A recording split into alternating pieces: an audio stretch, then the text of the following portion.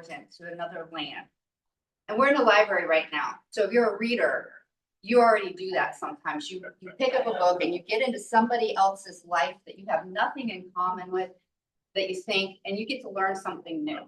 I'm a big fan of Harry Potter, not the author at all, but I'm a big fan of that magical world. And I think it's very exciting that I get to live the life of a wizard, a sorcerer. I get to know what it's like to be in that situation. But I'm just a muggle. I don't have any magic at all, right? But the reason why I connect with those characters is I do find common ground with them. We bond with people over those little things that we don't even necessarily pick up on. There's a point to this, okay? I'm asking for you to consider two things when it comes to talking to people that you don't agree with, because it's that critical right now. Two facts that I tell everybody. And the first one is that from all the canvassing I've done around the area, we all pretty much have three very big concerns in common. What's going to happen to my future? How am I going to pay my bills? And what do I do to protect my family? It doesn't matter where you are politically, you probably believe in those three things. That's something that you have in common and you can talk about. The other thing is I always tell people that no matter how much you think you hate somebody, there's somebody, you have something that you like about them. And when I tell you that, I bet there's a bunch of people in this audience that are thinking about maybe even the same person that they really hate and they don't think that they like anything about. But I'm no saint. Sometimes the thing that I like about somebody is the relief I feel when they walk away. That's fair. But I'm thinking about somebody that a lot of people right now are very angry with, really don't like. And I'm going to tell you that I love something about that person, because there's a lot of people in this audience I would never have met, I would never have interacted with if it weren't for that person uniting us together. So think about that. Everybody out there, there is something that you can find that you like about them, and there's something that you can connect with them on. So keep that in mind when you leave here today after listening to these amazing gentlemen speak.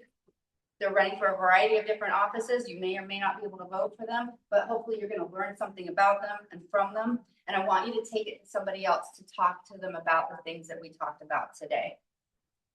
And with that, I'm going to hand this over to Miss Christine. She is put this together. She's going to get the ball rolling here. Hi, everybody.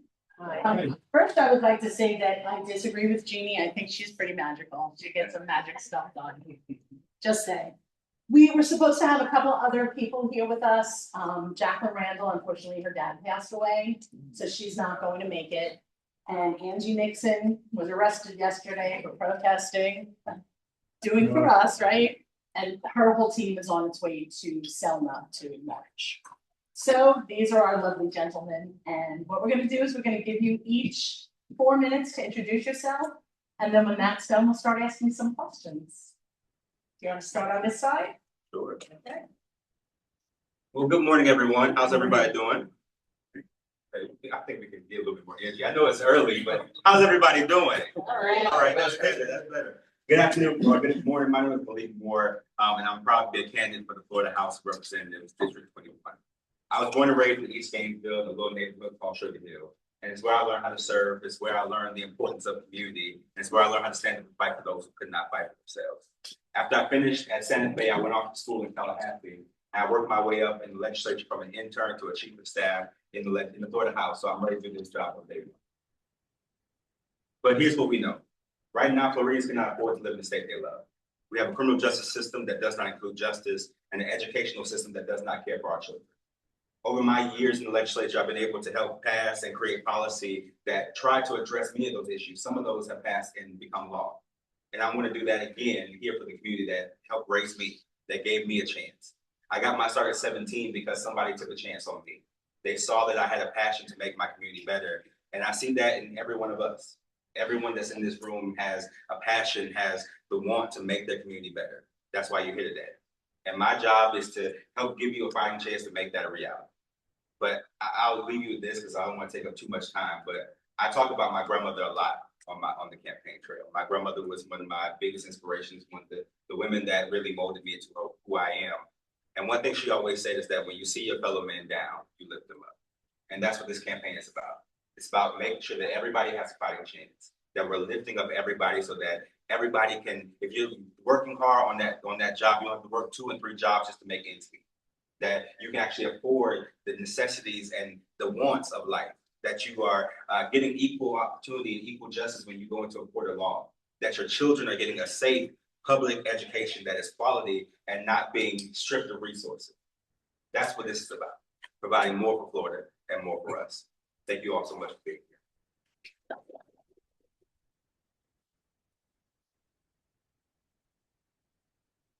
Good morning, everybody. My name is Sylvain Dore, D-O-R-E. And as you can see, I'm ready for a flight.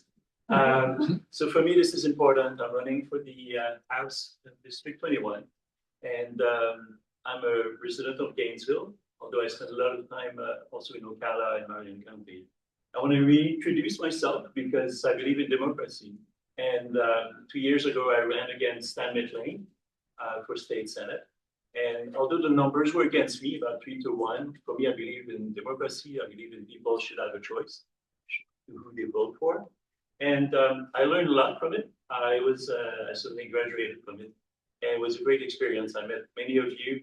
I met most people of this House District 21. So that was a great learning experience, and I'm very proud of that. And I'm looking forward. I think these events like this, and thanks to you, these events like this are very important because it establishes a dialogue. And for me, that's very important. When you think about Dole, it means also gold. And we know right now gold is very highly priced. But more seriously, when people ask me, let's say, what's your golden standard? I say, follow your heart, right? And when I think about heart, I think about health. I think about the heart combining with science. I think about research and rigor. I think about transportation and housing. These are all core of who I am. I'm a trained doctor, and being trained was very fortunate. Grew up in a poor family, and through education, I was able to achieve the American dream. And I was trained by the best people in America. And I spent 13 years at UF, and it's been a great experience. And now it's time for me to give. And because I was fortunate to do it, and I think people should have a chance to do it. And what I find very sad right now is that the youth are losing hope. And that we have to reestablish that. We have to make sure that it's affordable for them in terms of first housing, in terms of safety, in terms of security, in terms of projecting themselves in the future with a safe environment.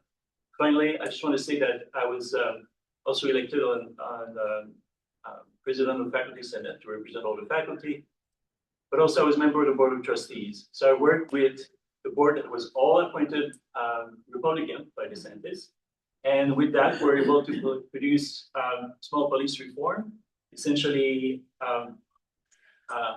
de-escalation, more training with that, and use a taser instead of a gun. In terms of affordable housing, we're able to provide and buying a complex for graduate students that became affordable housing for them.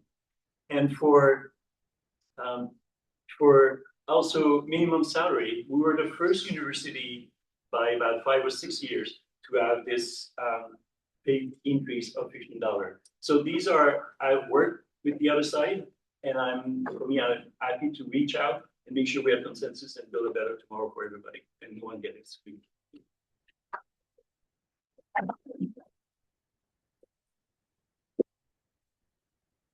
Christian not stand up, so I'm on the TV. But good morning, everyone. My name is Angela Fields, and I'm running for state representative here in Florida House District 21. I grew up down the street in Ocala in a little neighborhood called Happiness Homes, and I'm proud to be the only candidate in this race from right here in Marion County. I sit before you today a progressive organizer. I am a former legislative aide in the Florida House of Representatives, where I helped pass multiple pieces of legislation, including bipartisan criminal justice reform after the George Floyd protests. And now I'm a union member and senior manager at Common Cause, where I help work on campaigns across the country to fight to protect voting rights, to push back against mid-decade redistricting, and to help get big money out of politics. I am running today because, like so many in my generation, I have grown up watching crisis after crisis shape and define our lives. We've witnessed recessions, pandemics, endless wars, and increase in school shootings. We have a worsening climate crisis. Our democracy is under attack, and we are living in an economy where even if you work hard, do everything right, you still may not be able to afford the basic necessities to live a good life here. And so something has to change. I'm also like the people in my generation who have decided that I can't just sit around and wait for change to just show up at my doorstep. So I've been in this fight. I've been marching, I've been organizing, I've been putting in the work, and now I decided to step up to try to lead where I feel like a lot of our leaders have fell short, and to meet this moment because I recognize that the crises that we are inheriting, we can't get out of it with incrementalism and with politics as usual. This campaign for me is all about fighting for the bold transformational change that we need here in the state and that we deserve. I have been spending the last 3 months since I got into this race, traveling across the district, meeting voters everywhere, from their churches to their doorsteps, and everywhere I go, I keep hearing the same things. Everyone's working harder than ever, but they're still falling behind. Families are being crushed by the rising costs of everything right now. And we know that we didn't get here overnight. We got here because a bunch of politicians in Tallahassee sold us out to the highest bidder. We have an economy here in Florida that is rigged and broken. It is set up for the rich and the well-connected.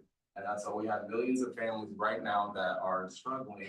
And we have a handful of billionaires and corporations that are making record profits off of our suffering.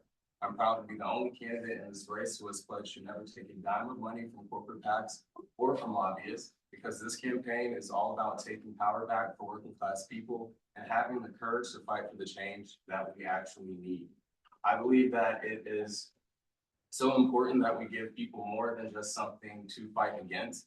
We have to paint a vision of a Florida that actually feels worth staying and fighting for. That includes universal health care, paid family leave, affordable housing, climate justice, high-speed public transportation. All that and more are still possible if we have leaders that are willing to put in the work and fight for it today so that we can secure those wins tomorrow.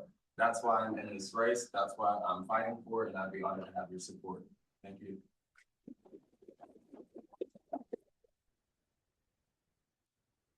Good morning, everyone. My name is Xavier Monroe, Dr. Xavier Monroe, and I'm also running for House District 21.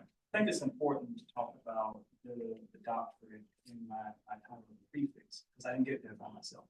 It came from the investments of my family, blue-collar workers, individuals that were custodians, made at the University of Florida when it was a segregated institution. From a mother that switched careers when I was in kindergarten to learn an unjust educational system so it didn't do the same with her children and the children of others, hundreds of them. So when you go to Rollins Elementary in Gainesville, you will see her name on the bench because the junior league insisted that her name go right there. A father that worked blue-collar jobs from the time he was 16 years old, including the horse farms in Ocala and Marion County. I'm not unfamiliar with Marion County. I grew up on those farms here. I thought when I was a little child that, the white folks had the money, the black folks worked the farm, and the Hispanics were the jockeys. I'm glad to see that we have a little bit more opportunity than that today, not much more. This race is about a pivotal moment in our history. I'm learning that we have issues in the Democratic Party. People play favorites. People put money on certain areas. And I think that's why we're part of the reason why we've gotten to this point now. Yes, we need to fight against some apartheid, Jim Crow, anti-misogynistic, anti-LGBTQ eras. But as Democrats, we got to learn how to punch a fight, hit a punch. And what does that mean? I ask folks to say, hey, healthcare, affordability, education, the environment, plus smart growth. It requires us to use all of our collective efforts to get that done. What does that mean in Marion County? There's deferred maintenance schools, millions of dollars. There are roads that need to be fixed. There's a lack of healthcare in this community. The same applies to Alachua County. This district is about an hour and a half to 2 hours long and an hour and a half wide. We have small municipalities from Melrose, Micanopy, McIntosh, Orange Lake, Reddick, and everyone has an issue that they need to be addressed. For instance, in this district, we have communities that do not have access to clean water, or access to telephone and internet services. This is the 21st century America, and we're talking about the age of AI. Some folks don't have basic necessities. Yes, we need to protest. Yes, we need to fight, but we also have to be strategic. That means learning from our old social movements. The civil rights movement wasn't just about protesting on the streets. It was about dealing with those in power to change the laws. You had your strategists and you had your workers. We need to get back to that model because we're losing badly. What does that mean for Florida today? It means fighting for additional resources for this district. Resources this district has not received in too many years. It means fighting for our educators to receive the pay that they deserve. 47.5 now should be a minimum. We need to look at why aren't we getting the access to healthcare in this region when we have HCA and UF Health. Yes, we need to hold them accountable.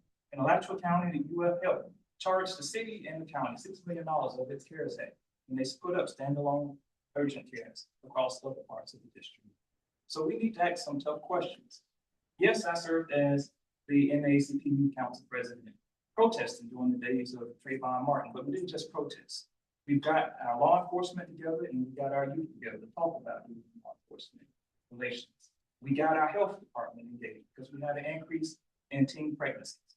So yes, this is about what we will do collectively, because that's what's led to this PhD that I walked in, the work that I've accomplished, but the work that my family has accomplished and what we can accomplish together for House District 21. And I look forward to our conversation.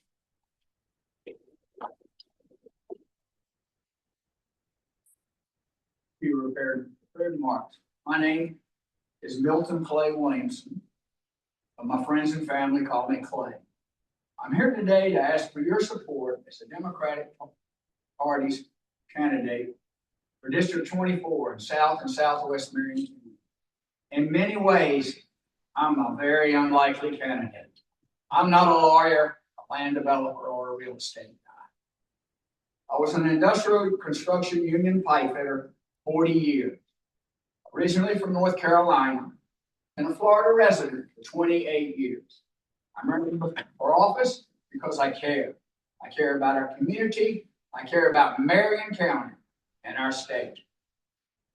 Most important to my campaign are the issues right here in Marion County and our state that affect all of us, our friends, our families, our loved ones, every day. I'm also running because I know the legislature can do a better job making Florida a better place for Floridians. I know the legislature can do a better job spending Florida taxpayer dollars. I know the legislature can do a better job passing meaningful legislation. Their bills must have the words constitutional, integrity, freedom, or anti to give them an air of legitimacy. To quote James Carville, is cockamamie hogwash. Over $573 million Florida taxpayer dollars have been spent on immigration enforcement, while our federal tax dollars are already being spent on that program. Basic traffic laws are not enforced, resulting in accidents and injuries and fatalities that will be prevented with more enforcement. However, we are short over 147 state troopers. As a result, troopers run from accident to accident all day, merely filling out accident reports. Our state troopers are paid below the national average. Our teachers receive the second lowest pay in the country. So let us reflect for a moment while we're here.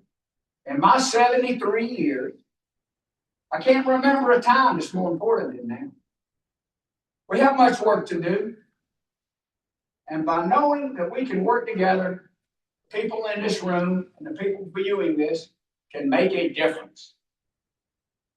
I read a quote one time that read like this: do all you can in the time you have and in the place that you are. As your candidate for Florida State House 24, I'm here to do all I can and more for our community, our state, and Marion County. There are 5 state house districts in Marion County on this map from the Department of Elections here, Supervisor of Elections. There are actually 6. Judd Ellen is in Levy County. So as your candidate, Florida State House 24, I'm able to try to straighten this gerrymandering out and try to have decent representation and accountable representation for the Florida taxpayer. In closing, let's remember the Democratic Party is alive and well in the state of Florida, and we're fielding candidates. So please check your registration status and vote Democratic. Thank you.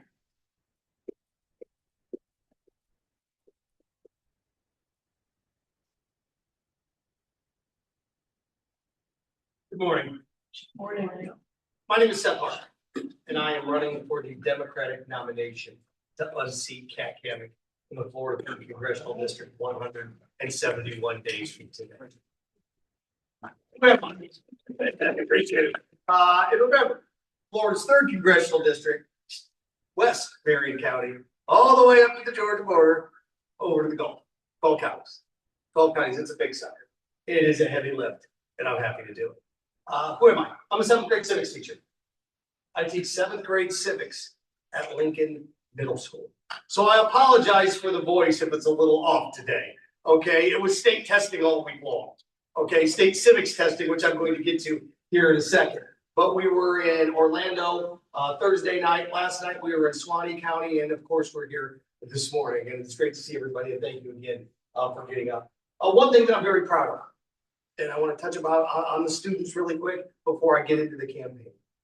That as of Wednesday, the 7th graders at Lincoln Middle School have tested at a rate of 80%, which is double digits ahead of the state average. So at Lincoln Middle School, we're at 80%. When I talk about my opponent and what that accomplishment is for those kids, one of the questions that we've gone over, of course, in the last month are the different types of governments and the different types of economies. My opponent has been using my image in her campaign fundraising emails, which I really, really appreciate. I'm going to tell you why here in a second. Before I was a civics teacher, I was in broadcasting for 30 years. I started at WKZO Radio in Kalamazoo, Michigan. You combine those two things, we're going to be very formidable in November. Like I said, heck, we're formidable now.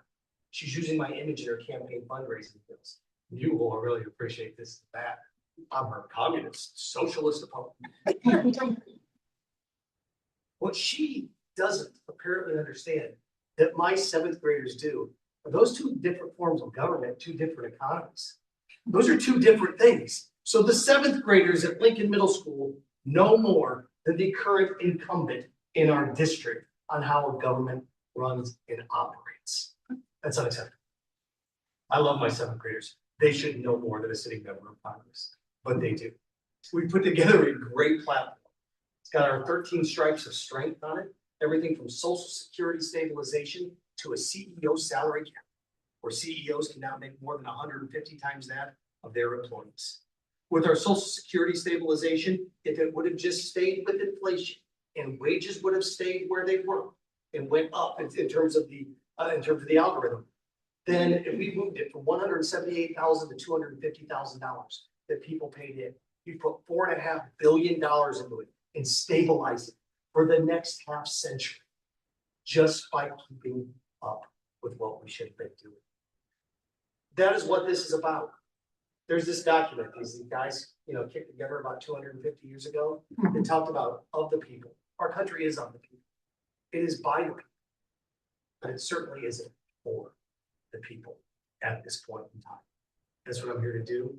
That's what we're going to change. I can't wait to hear all of your questions. When we run out of time, I don't have anything to do the rest of the day. I'll sit here and answer questions till midnight if I have to, okay? Thank you very much. I look forward to hearing with all of you.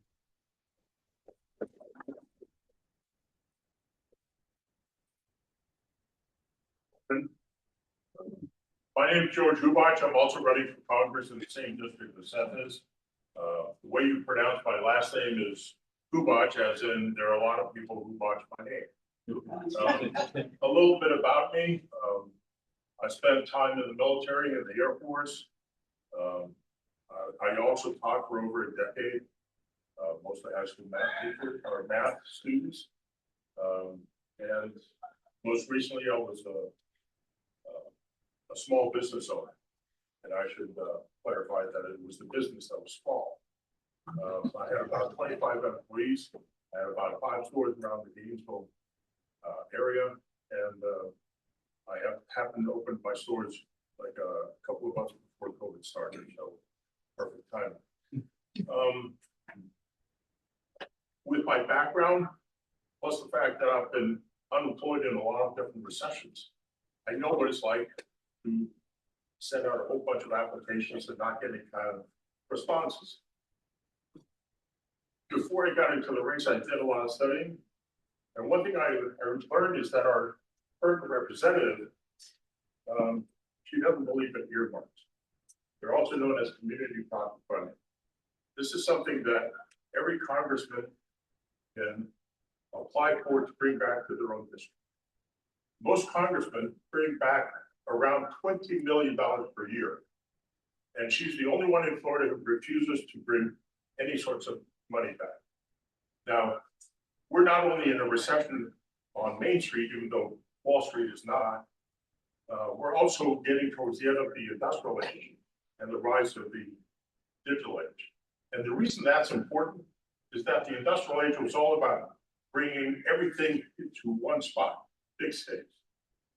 But the digital age is all about decentralizing.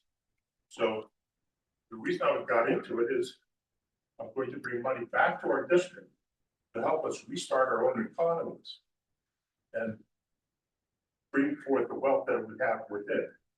That means making connections, which I did a lot while I was in the Air Force, with business, and teaching. So that's pretty much it. And I won't even get to the yellow card. Have a good one.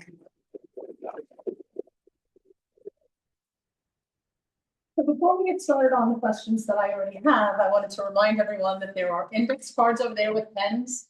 There's something you would like to ask. There's a question that you have. Take one, fill it out, raise it over your head, and Jeannie will come get it. So we can get started. Okay, so Lily Moore, we started with you. We're going to start with Sylvia and Dora this time. Would you be willing to sign a pledge to limit your terms? And if so, how many? For sure. It should be, because the House is 2 years. So I think consecutive to, so right now it's up to 6 or 4. And our predecessor decided to step down after 6 years. I think it's reasonable because we have career politicians such as Stan McLean, who is essentially been there for more than 10 years. He was commissioner, etc. And now with nepotism, even his son has been appointed as commissioner here in Marion County. So I think we have to be we have to make sure we apply term limit to all those positions because corruption can come forward. Thank you. Yeah, so at the congressional level, I absolutely support term limits. I think at the state level, the limits that we have in place right now are decent. I do think we have an issue where with redistricting, people can serve basically a full term. If their seats are withdrawn, they're able to run in a new district and stay longer. So we've had people that have ping-ponged back and forth between the House and Senate in different seats. I do think we should be looking at legislation to cut down on that. But I think 8 years in the House is a relatively good amount of time to build experience. Most new lawmakers, unless you've actually worked in the process, they typically say it takes a year or potentially 2 your full first term in office to even learn how the process works, especially when it comes to navigating the budget. So I would be against cutting that down any lower because then all we're going to have is more lobbyists that know the system better than the people up there, and they're kind of taking advantage of it. So. Thank you. Yes, I agree that we have too many individuals in office for too long and doing too much damage in harm to our communities. I think we also need to look at why do we have unfair districts that allows 8 years for the House, 8 years in the Senate, maximum is 10, so it seems to be gone. But we have to look at the quality of the individuals we're sending to Tallahassee, why the same individuals are being sent to Tallahassee, and dig a little deeper than beyond just term limits. We follow individuals represent us, to advocate for us. That goes beyond the issue of how long serve. Goes with the issue of why are our districts on their rates? Why are we allowing establishment folks to pick and choose? Actually, the Tallahassee and our state. And we have to collectively ask those questions, and we have to collectively move. So it goes beyond one individual. It goes deeper issue of how you. I work construction. So you got a job to do, let's do it. 2 years, that's all I would try to get somebody else in there, younger person, somebody that wants to move on. These career politicians, lobbyists, it's just self-serving. Term limits were introduced by the Republican Party to eliminate old blue dog Democrats. The redistricting did that. The Republican Party doesn't make any difference about term limits. They're just going to put somebody in there with the same narrative and agenda. Tax breaks for the wealthy, whatever's left for everybody else. So term limits are fine. The way the law is stated now, I don't see any reason to change it. But if I'm elected, I believe that I'll just serve 2 terms, pass it on to a younger person, try to stop some of this madness and reckless spending of Florida taxpayer dollars that's going on in our state. Yeah, and not only yes, but I'm gonna give you a number. I'm gonna give you the number 12. Okay, the number 12, 12 years. And this is why. I look at a structure like the US Congress, I'm just talking about the federal level now, right? Here's 12 years. You can be elected 6 times. Because I want it to balance out, because I believe in the checks and balances. I believe in the judicial, executive, and legislative branch, or as I taught my students, the peanut butter and jelly, the gel, it's what holds it together, those 3 layers. I believe in the checks and balances of this. So I'm going to say 12 years for the House, 12 years for the Senate. I believe you should win and be able to be reelected. The most you can serve as president is 11 years and 364 days. I'll let you figure out how that can occur. Okay, but the most you can be president is 11 years and 364 days. So that's right there at that 12-year threshold. So I believe in it. I believe it should be balanced with the exception of one, the Supreme Court. I am in favor of changing our Constitution, amending our Constitution, so the Supreme Court is 1 18-year term.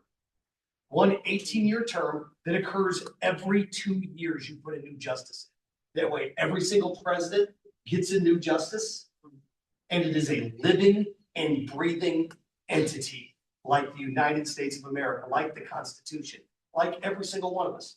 1 18-year term, every 2 years it cycles through. That way, you always have a new justice coming in every 2 years, new ideas, new focus, a new look on America, and a new look on life.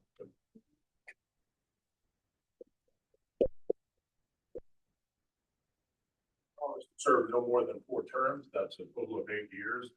My role is to go up there, open doors, create opportunities for folks back here, train the new crew that's going to take over, and then get out of the way. That's my goal.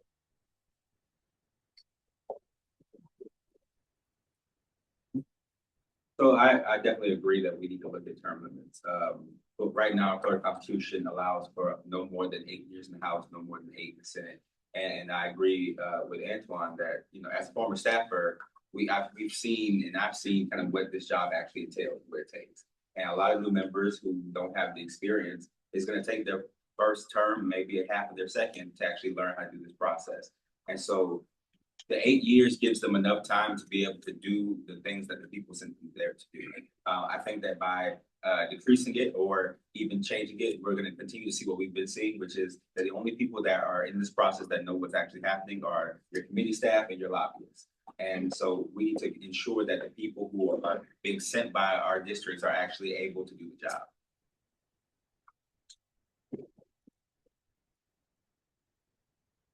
This time I'm gonna start with you, Antoine. What will you do to support workers' rights? Yeah, So as I'm a proud CWA union member. And we've seen unions and workers' rights completely under attack under the DeSantis administration. Just a couple of weeks ago on International Workers' Day, no less, the governor signed another anti-union bill into law. We need to try to undo a lot of the damage that he has done. We need to be protecting collective bargaining. We need to make sure that people are not fearful of retaliation from trying to organize. We also need to be supporting our workers by also still advocating for a lot of the same policies that unions are fighting for higher wages, for better benefits, for workplace safety and protections. I also think that when it comes to state contracts and we're using public dollars, I would love to see a lot more of that go towards creating strong union jobs and offering more contracts that can be filled by union workers. We need to be investing a lot more in workers and apprenticeship programs and in training for our workforce. And we cannot continue to let the governor and a bunch of corrupt special interests control the policies around the people that actually keep the state running.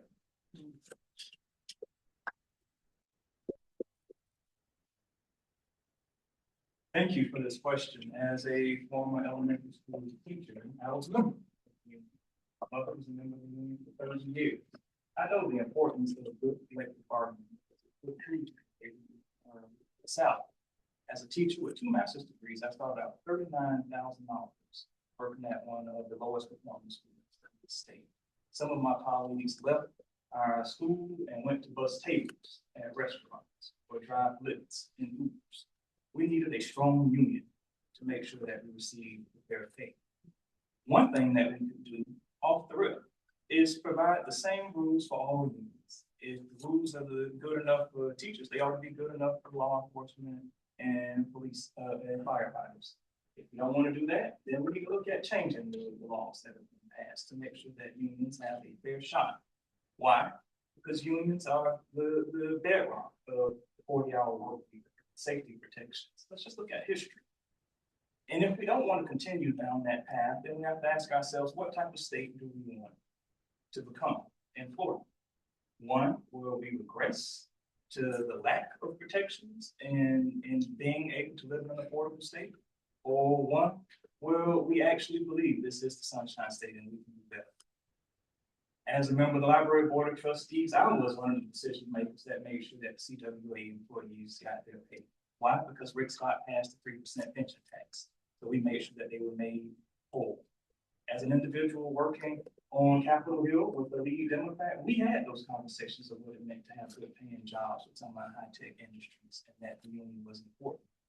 So yes, we do need to protect our union rights, but we also have to be strategic in moving the needle forward, the ball forward, so that we can gain the rights that were lost and add more. And I am glad to hear that folks in this race are coalescing around ideas that we put forward early in September about career technical education and workforce development and empowering our small businesses to make sure that we provide opportunities for good paying jobs and good paying union jobs, because there are apprenticeship programs that our unions offer to individuals to have benefits of good pay and learn trades, and we need to support those. We need to do more from the state to that. Thank you.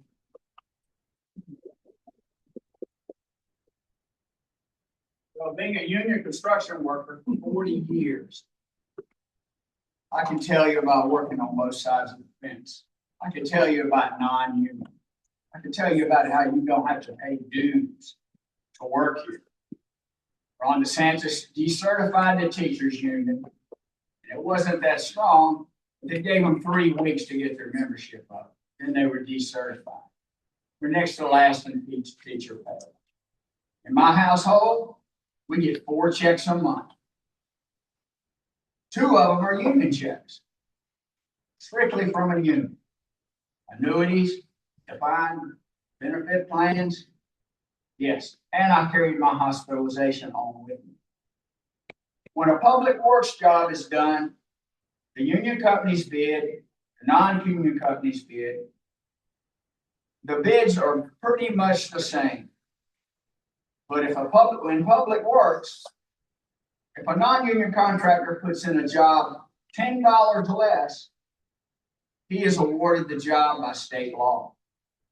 Their employees do not get health insurance, do not get annuities, do not get any kind of benefits, get low pay. Where does the money go?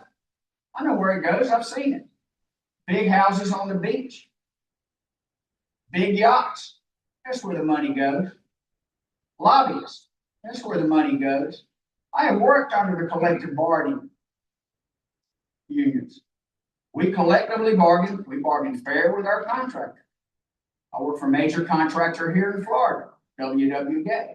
They paid into my health insurance. I have had continuous health insurance for 40 years. And as far as our governor's saying, we need to spend taxpayer dollars training people to do that, that was already in place. Our unions paid for that. We didn't ask the taxpayers to pay for that. We trained our own HVAC techs, our pipe fitters, our welders, and those people went on to be supervisors and superintendents and made good salaries. I know what it's like to make a six-figure salary. You work 6 days a week. You're making $35 an hour, and you have a package on top of that. That package could be as much as $10 to $15, depending on the jurisdiction where you work. Those are concrete benefits that you will receive, brought to you by the collective bargaining agreement if you're a member of a union. If you're not a member of a building trades union, you're paying for somebody's yacht, you're paying for somebody's river house or beach house. So I can tell you a lot about working for a union. I can tell you what it's like to not work for a union. Unions should be left alone. It shouldn't be the state's business dictating how many members you have and claim you're trying to save your members' money by not collecting dues. Time. All right, Clay. Teachers union, proud member. Okay, so I think you know where this is gonna go. My dad also is a teacher. And I remember as a kid, sitting there and listening to the negotiating team in the union team. I can remember it to this day. Jim Aldwire, Tony Kaninsky, Jerry Nagel, my dad, Russ Smith, Patty Smith. I can remember all of them sitting there having their discussions. I was just a little kid, but I absorbed that information and learned. Here's what's true and sad, because both things can exist at the same time. You know, you hear the other side talk about the golden era. We're now in the golden era. We're actually now in the golden plated era. Okay. When they point to the golden era, they point to the 50s. Does anybody know what union membership was in America in the 50s? Over 50%. Do you know what it is now? Well, 15, depending on your account. So when you point to an era, I want to go back to that era. They don't mention unions, do they? No, we know what that elephant in the room is, and we saw it in Louisiana. But what era they want to go back to. I'm sure we'll discuss that coming up. So not only that, but we talk about strengthening and helping unions and workers. It also has to do with wages. And it has to do with how much we pay people. In 1973, minimum wage.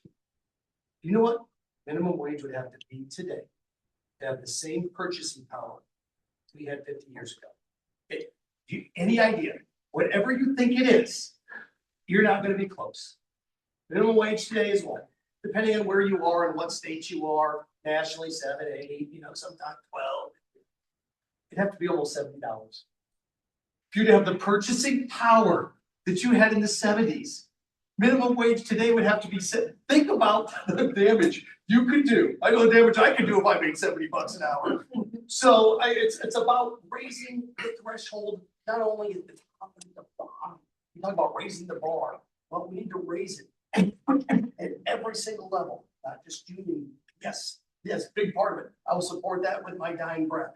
But all the way to the other end of the spectrum too, we need to raise minimum wage across the board, so people had the same purchasing power that they did during the Nixon administration. Thank you.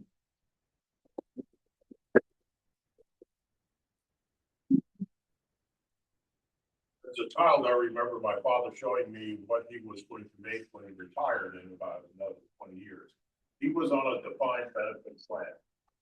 Today, most of us are on defined contribution. You got to put money into a 401k, and hopefully the stock market hasn't imploded when you retire. It's different nowadays. We are leaving the industrial age where all these different guarantees were in place back in the 50s and 60s. And we're now in a strange new world of the digital age. Rather than try to fight to get back to where we were, understand that all businesses are looking to reduce cost, and people are the most expensive cost of any business. And first they replaced us by moving jobs overseas, and now they're replacing those jobs by putting in machines instead. That's why, one of the reasons I want to go to Congress is to bring back money to help us educate ourselves into the digital age, so that we are on the forefront of all the districts in the country. That we can educate ourselves, create our own opportunities. If you think about what happened before the industrial age, we were more in guilds. We had our own individual businesses going. I think we're going back to that time. And so it's going to be important for each one of us to educate ourselves on a lot of different things that we can do. And the money that I can bring back from Washington will help with that. So to put us on a stronger footing. When I look at this district here, we have mostly rural and some urban. We have all the tools we need to feed ourselves, to bring us forth into a better kind of outcome, and to restart the businesses that we used to have in this area years ago, before industrialization took all the jobs away. So that's right. You'll all have to excuse me, the very first time I've ever done this, and I think it might be my fault that this gentleman is here a little bit later. It's Reverend Cummings, I'm going to ask you to answer this question, and then when this round is done, we'll come back and give you an introduction. Does that work for you? Okay, so the question was, what will you do to support workers' rights? Good morning, everyone. Thank you for allowing me to participate in this forum, to all these candidates here this morning. I do apologize. You campaigning, you never know how your time's going to go. So the question, and I think just by listening to what I'm hearing, it's about unions and supporting workers and how that plays out. As a member, former member of the Police Benevolent Association, for my 20 plus years that I worked with the Florida Department of Corrections, I see the necessity of unions. I see the necessity of having a collective bargaining unit at the table. When they're at the table, they're a voice in the room, but they're also they are a presence in the workforce. Too many times things are happening to workers and nobody has anything to say when the private industry is making these decisions and the workers don't have a voice. So it's important that we support our workers by having collective bargaining. It equalizes the playing field. And I can tell you my years of being in the Police Benevolent Association, many of the things, the rights, the equitable treatment that we got through the Florida Department of Corrections wasn't because they just wanted to do it.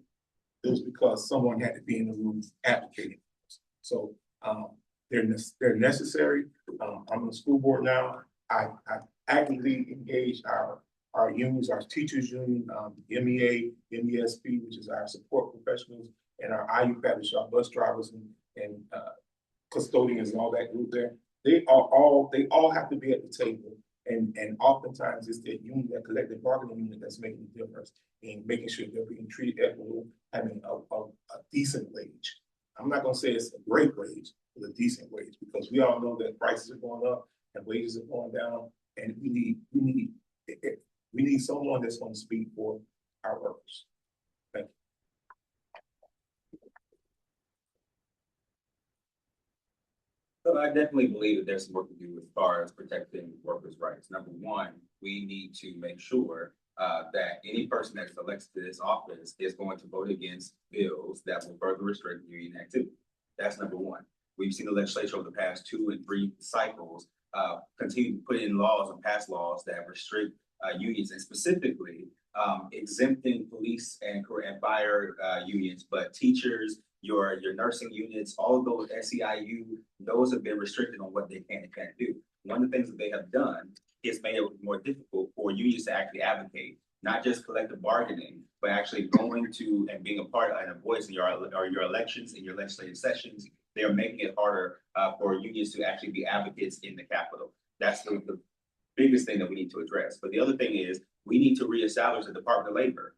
Once we got rid of the Department of Labor as a state, we are no longer holding employers accountable for making sure that workers are in humane conditions, that they're getting paid well, that we are following the standards that are put in place that the federal government has. The state government no longer has those standards, which is why we've been able to see just last session bills that would remove protections for workers who work in extreme heat.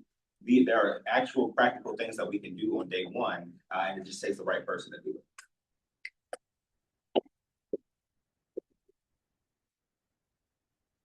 For me, about union, it's essentially because I care, and I think the union are designed to care about other people, because in LIC they don't care. They think about profit, and that's it. And one good example was there's a builder in Miami, and he went to the scientists and the administration and said, well, it costs time for us because when we build those high rises, we have to give people a break for when it's hot, and we have to give them water. And they pass a law that now you don't have to do that. And I find that unethical. As a physician, as a doctor, I care about health. And I think that's problematic. Also, when we have workers who come from everywhere to clean up after hurricane, all the mold and everything, I want to make sure that we have all the PPE and all the safety supplies so they can do a good job and they stay healthy, because not too many people would do that.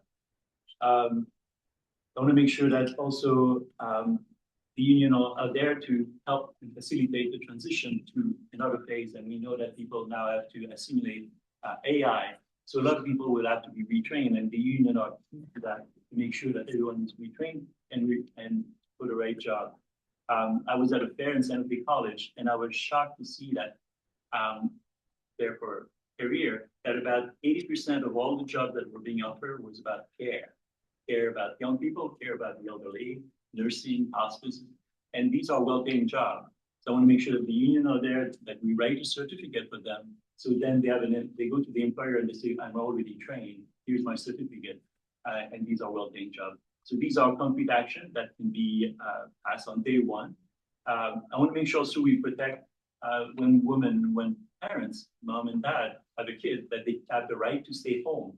Because we know that in the brain, and for the mother and the parents, there's a connection there that is crucial, and that is important. And also we have to protect our vacation, because they want to shorten those and make them extra, and etc. And if you compare with other countries, that they have a lot more vacation days. In terms of productivity per capita, and this is for France, we think that the French don't work as hard. It's true, they don't work as much, but then in terms of productivity as compared to the US, is identical. So I think I'm for the union. Since all my life, I work to defend everyone's right. Thank you.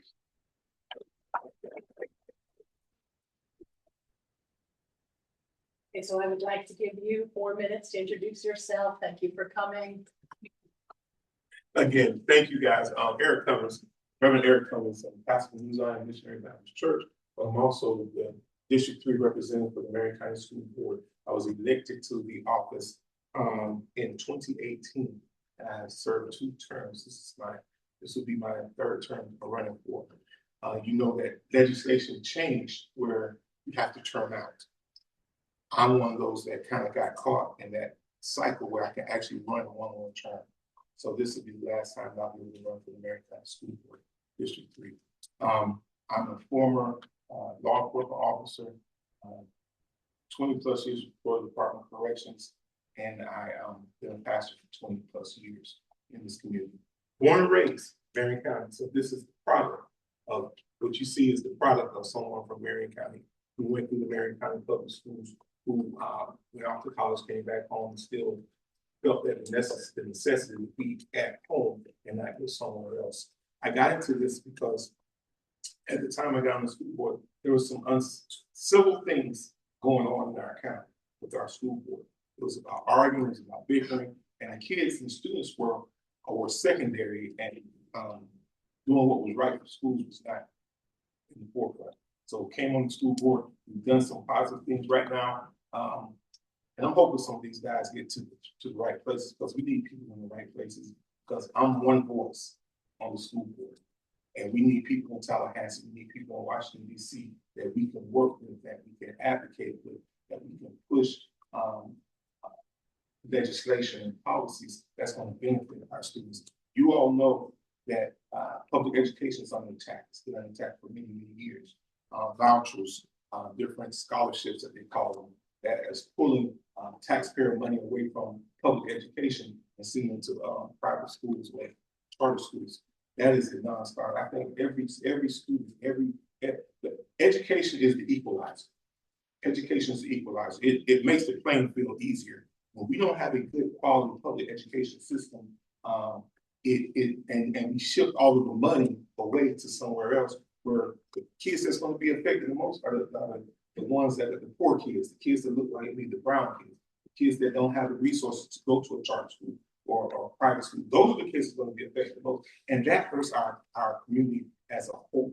So I'm running for school board once again because I want to continue to make a difference. I'm proving leadership. You know who I am. If you don't know me, you need to get to know me because I want to get to know you. But I've always been one that's successful in this community, trying to make a difference. Thank you.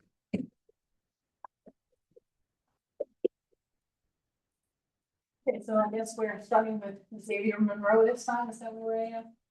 Okay, many of you have never run for office before. What experience do you and your team bring to your campaign? Okay, that question. I will say that it is not the $29,000 job in Tallahassee that takes you away from your primary job. You promise to get beat up from the Tallahassee side and the local side. Already had to get some punches already. But what? Well, why? Because we have work to do. In this area, as I tell folks, this is a microcosm of what the state can become if we make the right investments. And so, as my mother said, we're not new to this, we're true to this. Served as the NAACP Youth Council President of Alachua County, we worked on health, we worked on voter outreach, where we worked on youth law enforcement relationships, where we worked on bringing justice to an injustice time. I mentioned the marches of Trayvon Martin back then, but how we also trying to build served on the library board of trustees, where we worked on not just getting more resources in the library, but getting more resources in our community. So building libraries and underserved. Why? Because it's important that you have a spot for the mobile health department. It's important that those institutions bring internet and a safe place for students to go. It's important that you bring social services to communities and you can house them at your library. Sometimes libraries also offer summer programs. So you have a place where people can't afford childcare in this economy, they can go to the library. We worked on that. As a member of the school advisory council, we worked on making sure that our students working on policy across the nation, from Florida to Michigan to California, working with school districts, not to pull out data, but to put in opportunities on how we could make those school systems better. And yes, talk about issues of equity and opportunity and access, because they need to occur in all parts of the nation, especially in these days. And working on Capitol Hill, talking about workforce. What does AI mean when it's intersecting with everything from the planes we take to the trains we ride on to our vehicles, autonomous vehicles out here? And so that's the policy expertise that we need to take to Tallahassee. That's the policy expertise we need to work together collectively to bring to our communities. Because we have some serious issues in District 21, Alachua and Marion County, that we need to talk about. And it will take not just policy expertise, but heart and mind and faith to get it done. And that's what my team, our team, is working on. We knocked on over 2,000 doors and spoke to individuals to qualify by petition because the people know what the answers are. Together, we'll take that to Tallahassee.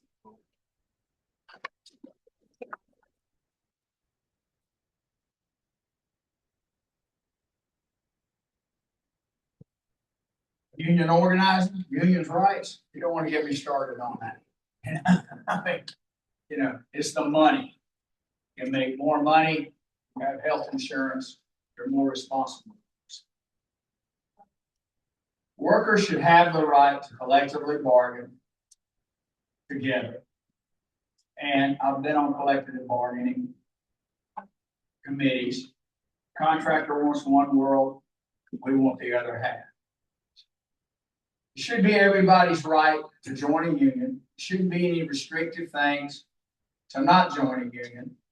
Should be all these qualifying things that the state puts in place. It's crazy. Well, we're going to decertify the municipal workers union. We're going to decertify the teachers workers union. But we're going to leave the police and firemen alone. They're next. They're next. They're not going to stop with. They're not going to stop with that. They're not going to stop with that. Once you start hurting unions and you start stopping them from collectively organizing, you hurt all workers. You hurt all workers and you hurt the unions that are left. Thank you. Okay, reset. What question do you want me to answer? Many of you have never run for office before. What experience do you and your team bring to your campaign? I started off as a political news talk show host, WKZO Radio in Kalamazoo, Michigan. I was 22 years old. My first day at that station was 9/11. So yeah, baptism by fire, right? So it was one of these things that I, at 22, get thrown into this. There'll be something that comes out in this campaign that everybody needs to understand. When I was in high school, I did volunteer with the Republican Party on election day, helping people get to the polls.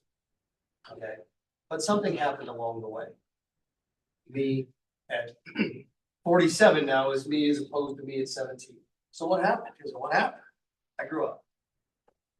What happened was I grew up and I understood the calamity of the actions of one party as opposed to another. Being a political news talk show host, absorbing all of that, covering governor's races, covering school board races, covering all of that at 22 years old. It was so interesting when I started at that station. The three names on the wall that also all started at that station were Paul Harvey, Tom Snyder, and Harry Carey. And I'm looking up that at 22 years old going, oh boy. I mean, those shoes, I don't know what size they were, but to fill those at 22, good luck.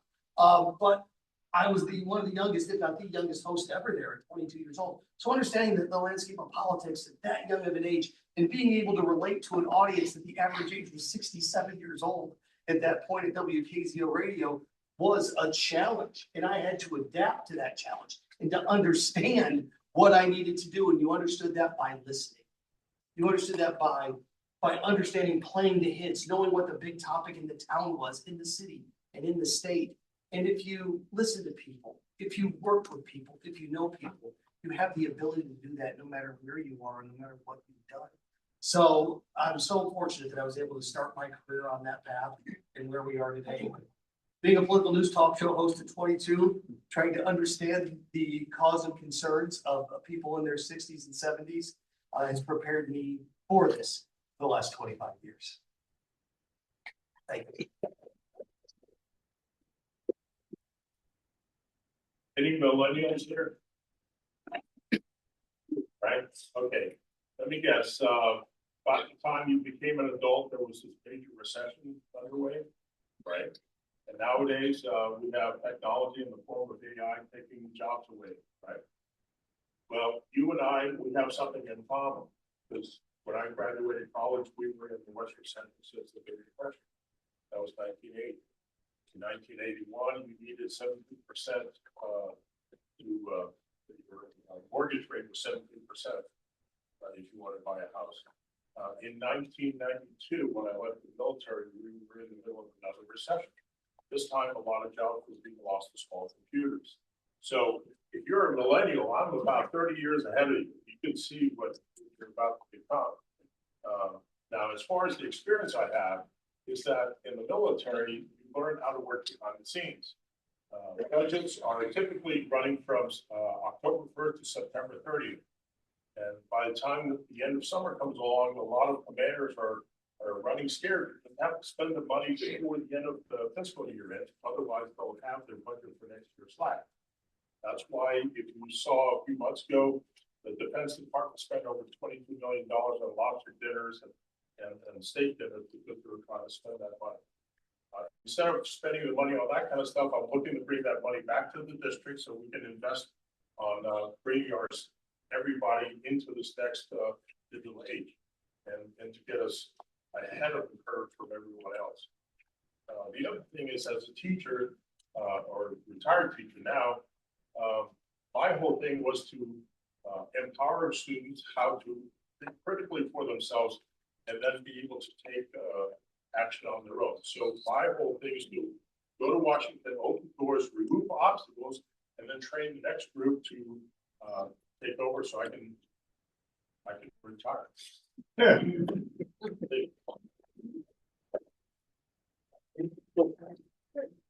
Many of you have never run for office before. What experience do you and your team bring to your campaign? So I have ran for office. And I've ran twice. I've been successful twice. So I do bring some experience of what it takes to win a campaign, how to campaign. But it's not about the campaign, it's the work after the campaign.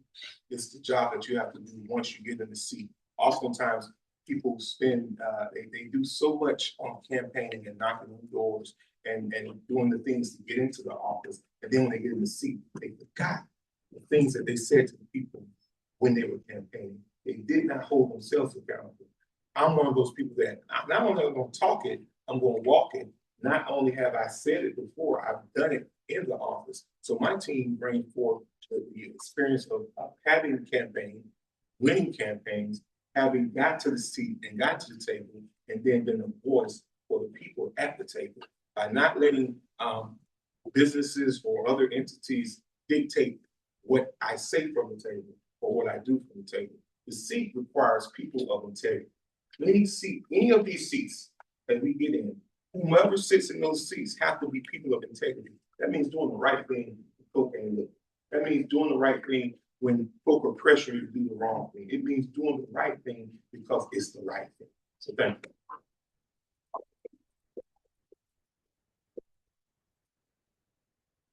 So I have not run for office. I am 26 years old. But my experience comes from life. Like I said earlier, I was the chief of staff in the Florida House. I did the work. I helped pass policy. I trained other people's aides on how to be more effective and how to actually influence the policies and the program in Tallahassee. But more than that, I've been serving my community since I was a teenager, 15, 16, 17 years old, working in my community, trying to make a difference. The whole reason that I moved back to Gainesville was because my grandfather was sick. I came back to be a caretaker for him. And sitting with people like my grandfather who passed last year at 89, who could not vote until he was 30 because that's when the voting rights amendment that they're now trying to gut was passed. You hear stories, stories about people who have worked their way up from poverty in Madison County to now try to raise a family in Gainesville and make something of themselves. When you're in the community, you hear stories about people who are struggling just to make ends meet every day. My training was not to run for office. So no, I have not run for office before. My training was to serve. That's what I was trained to do. I was taught how to serve. And in this role, that's what we need more of. We need more people who are trying to genuinely serve the people and not themselves. Like I said, I've been in Tallahassee. I know what it looks like up there. I know how intimidating it can be. And if you are not prepared, you will fall to the wayside and just do what the people have told you should be done. You won't really serve your people. You won't really serve your constituents. But I've done that work, and I'm ready to do it on day one. Thank you. When you mentioned what experience, I think it's experience. And here, I just want to say, I'm a product of the American dream. I've decided to retire early because I can, and I wish other people can do it. I'm devoted to help others. That's what I've done all my life because I care. And for me, I do it not for the money. I don't do it for political gain. Again, I do it because I care about helping others. That's why I've been involved in various positions. We have a faculty senate, and I started during COVID. Obviously, it was quite challenging. But what I found is that when I was sitting with the board of Republican, board of trustees, if they see a good ideas, then they will be willing to work with you. And for me, I will be willing to work with others. I will be reaching out. I will make sure that at the end, it's not just like big projects. At the end, we lead to conclusion to this project. One point that I would like to mention, and that's something I've learned by talking to people here and in our county, is daycare. Daycare is a major issue, and I want to push and stimulate, and I already got all the numbers to create daycare, universal daycare in Florida, such that it will give the best start for all the kids from 6 weeks to 4 years and full daycare from $10 to $20 a day. And I think we can afford that. But for me, daycare also extend to people, and that was, I was meeting a family, people who have kids who are autistic at a certain age, etc. So it became more challenging for them. So it will be daycare for them. And also daycare for the elderly, because I think there's so much isolation. We have to find ways to stimulate that. So for me, daycare is a continuum. And for me, that's something I'm committed. I want to make sure that that can be done. And by the way, it's the best recruiting tool. When we're trying to recruit other people from different places, when they knew about Baby Gator, that's our daycare, that's how they convinced to move here, because they're often a young couple, and they decided to move that. I was invited also by the Marion County School Board to how to recruit and retain teachers. And I told them daycare will help to recruit the young, dynamic young teacher that we need.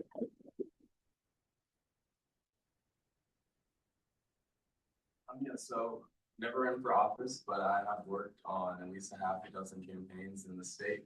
And so one of the things that I bring in terms of experience is that of an organizer, someone that has gone door to door, knocking on to thousands of doors. And I think that that's something that unfortunately a lot of candidates don't actually go out and do. I'm also someone that has legislative experience. I mentioned I work in the Florida House for State Rep. Joseph, a progressive member at that. And in my time working with her, we were able to pass 5 pieces of legislation, 3 as a part of the criminal justice reform package in 2021. But we also were able to pass some healthcare reform and protections for victims of relationship abuse and domestic violence.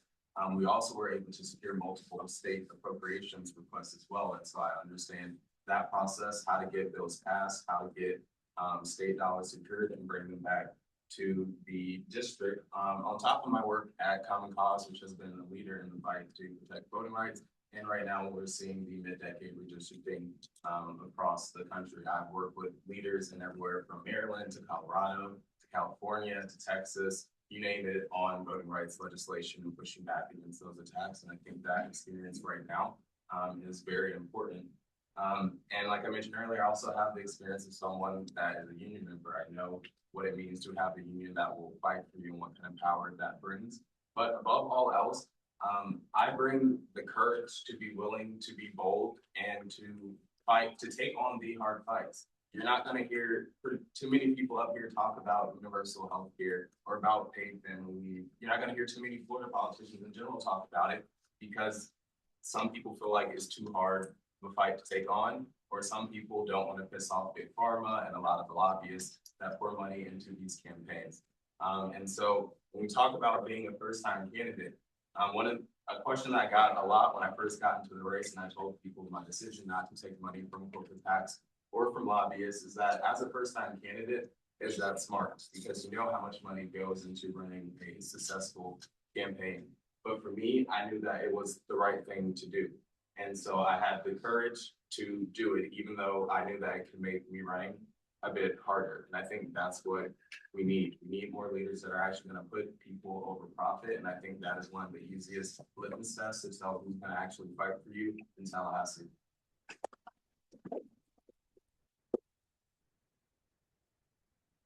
So now we're going to turn it over to Amanda from Blue Wave News for a little bit. Sure. Okay. Amanda, Blue Wave News. The first question that I wanted to ask everybody, I'm sorry, school board, this won't be super relevant to you, everyone else. We saw just recently that our maps got redistricted despite massive objection, massive people movement. We saw Angie Nixon stand up on the House floor, mostly alone, to loudly protest that. we watched Angie face censure and be reprimanded for the first time in 20 years. And then we saw Angie yesterday go sit in and ultimately be arrested outside Governor DeSantis's door. So my question is to you, what are you willing to do for us? How far are you willing to go to speak for us? Are you willing to be a disruptor? Are you willing to face reprimand? Are you willing to face arrest sitting beside us as we fight for our rights? You want to start with Clay? Well, what are my qualifications and what am I gonna do about that? I know the difference between right and wrong. I know the difference between good legislation and bad legislation. And it just seems like the Republican Party is not very responsible for the people. I've been on picket lines. I don't have any problem getting arrested. You know, I'm not a perfect person. Nobody is. My opponent, of course, he's very well and polished. You know, they find somebody to put up there and put a face on it. Just to basically show their hogwash agenda, to basically legitimize their bills. I'm willing to sacrifice personally. I'm willing to sacrifice all. I don't have any, you know, I really don't have a dog, and I have a dog in this fight. It's our state, it's our citizens, it's our workers. And I just feel that our taxpayer dollars are being spent very unwisely, and our taxpayer dollars are going to faith-based initiatives, and that doesn't do anything. Doesn't do anything. So I'm willing to put myself out there on the line, be censored, be locked up, whatever it takes. Somebody's got to make a stand and stop this madness that these people are doing. And I don't understand it. I just don't understand it. Ron DeSantis is educated at Harvard. He was a JAG officer. He's an attorney. He knows better. It's all about power. And the Democratic Party must unite and wrestle this power from this power-hungry administration.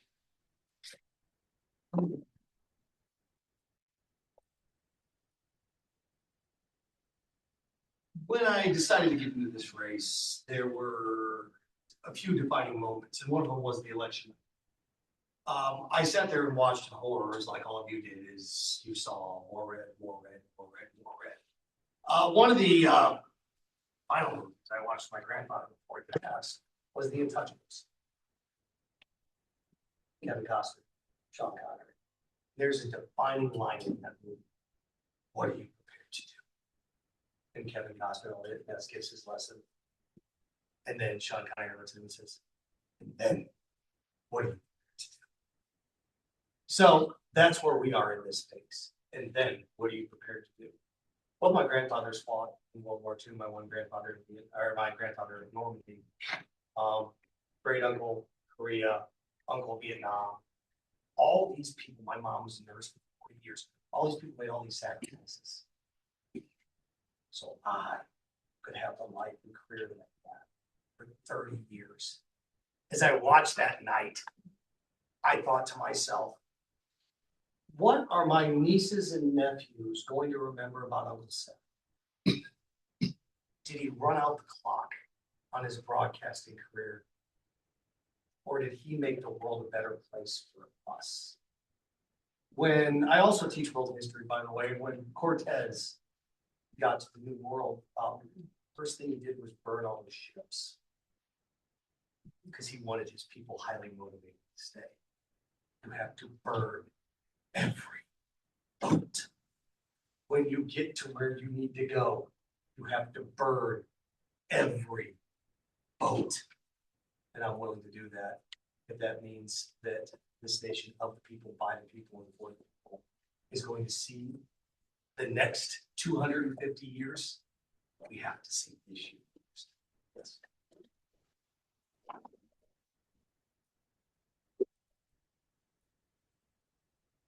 There's a concept in the military. You were either you were either lying or you're support. And I was a weather forecaster, which was a great job because I could be wrong every day and not get fired. But the other thing was, I understood that my role was to support the folks that are going to war. those are whether the ones who are going to be on the line. And so I support everybody who's out there, who's on the line, but there also has to be people behind the scenes to make sure that all the obstacles are taken care of. That's what support does. As a teacher, it was very difficult for me because unlike the military, teachers are the entire part of the school with a few administrators and some other support staff. The administrators, the support staff, they're supposed to support the teachers, but instead they take all of their workload and put it on the teachers, which makes the teachers have even more stuff to do. In the military, it was the other way around. The support staff was huge so that the folks at the tip of the spear could get the job done. And our military is pretty much top notch. My role to go to Congress is to open the doors to let everybody else through. That's my role. And that's going to be my job in Congress. I do want. Because thank you, Mr. Address. I applaud Representative Angie for what she did. She did it, and it needed to be done. There, the late great U.S. Representative John Lewis had a phrase that said "good trouble." Good trouble meaning that you're doing it. It may get you. It may cause you some bumps and bruises. It may cause you to do some things unconventional. It may hurt, but it's good for the whole. When I think about what you're talking about, that question, and it's this good trouble, the United States has always been about doing things unconventional to get an effect. The Boston Tea Party was not traditional. It was unconventional. You take the tea off the boat and throw it in the harbor, that's unconventional. The Civil Rights Movement was not traditional or conventional. To say that I'm going to march and I'm not going to swing, I'm not going to shoot, I'm not going to do anything, it's unconventional. So we need people in seats now that are going to think outside the box, that are going to do things out, because our party has been doing the same thing over and over and over again, and we still get the same out. So now it's time for something. It's time for something different. It's time for something that's not conventional. It's time for us to go outside the box, make a difference, and really make a change in that.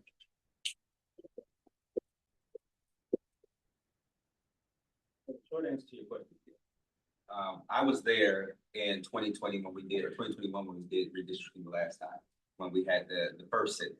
And I was a staff at the time, and I helped do the coordinating behind the scenes to make sure that the feed still went out. Because what a lot of people don't realize is that the Republican leadership of the legislature cut off the internet to the building, so that the reporters could not record and then send out what was happening. My member, Representative Diane Hart, was the only one who was not connected to the Wi-Fi at the time, had the only live feed of what was happening in the chamber. And so we were coordinating with organizations and reporters outside the chamber to make sure that people knew what was happening. So yes, but also too, we are at a point where we have no really other choice. You know, we have laws in the books that protect fair districts that they're not followed. We have court precedent that says that you should not be gerrymandering for partisanship or due to race, that now the Supreme Court is gutting, you know, on a federal level. We really have lost our other options. So what do we have left? We have to protest. We have to make some noise. We have to disrupt things, because otherwise, how else are we going to be heard? How else are we going to show them that we're serious? How else are we going to show them that there's a problem? But on the other part of that is, it's not just about protesting and organizing within the chambers of the Florida House. It's about what are we doing on the streets to organize and make sure that people are ready to go and actually vote in droves, which is what they're not expecting us to do. How do we make sure that people know their rights and know what's happening or what district they're in now, so that they are prepared on election day, and we're not sitting there scrambling trying to figure out what to do at last minute. There are two fights happening that we need to be giving adequate attention to both.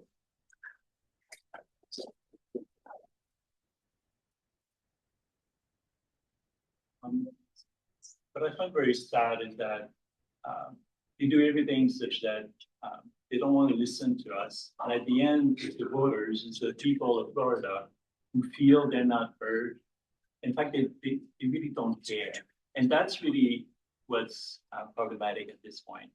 And with the gerrymandering, I mean, they did in 2000, some gerrymandering. It was the first draft was not good enough. And the Senate said, well, we do it. And Ray Rodriguez did it.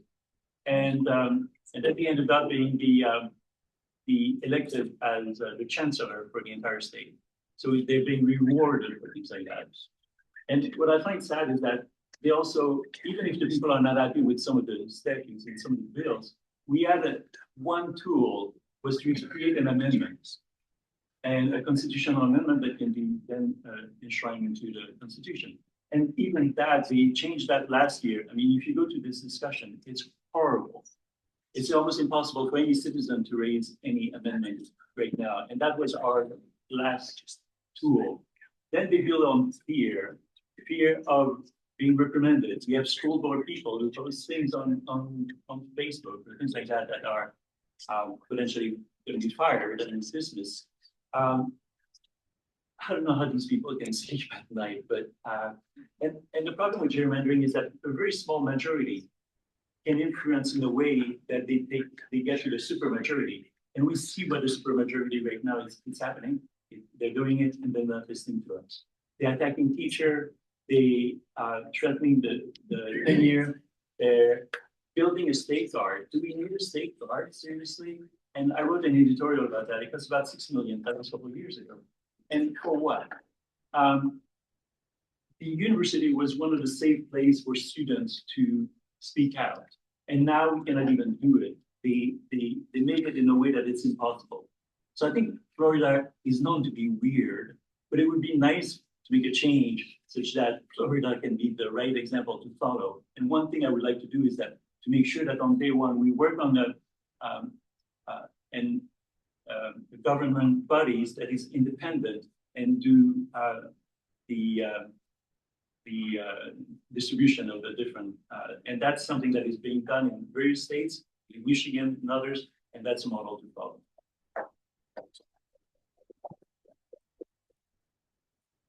So to answer your question, absolutely, I would be willing to put my body on the line, get arrested, whatever it takes. I think for the longest time now, for years, we keep getting told we are in a battle for the soul of this nation. And I think it's time that we start acting like it. I think amongst folks in our party, there is a growing frustration and the feeling that we have a lot of leaders within our party who haven't been meeting the moment and haven't been doing enough.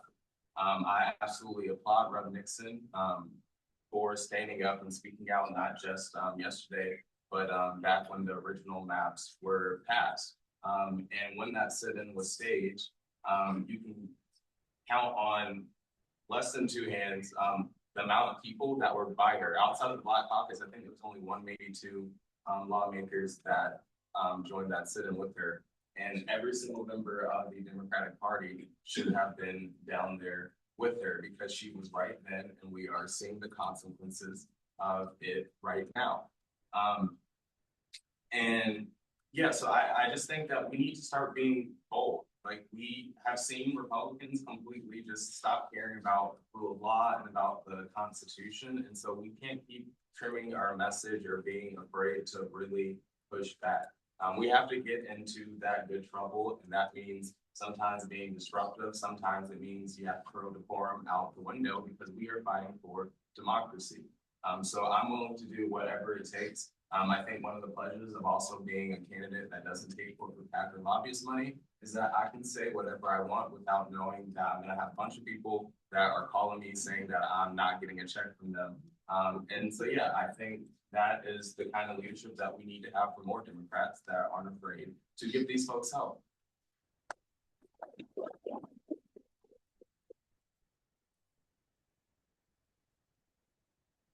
Find ourselves at a critical moment. And part of your question was, is it being a disruption?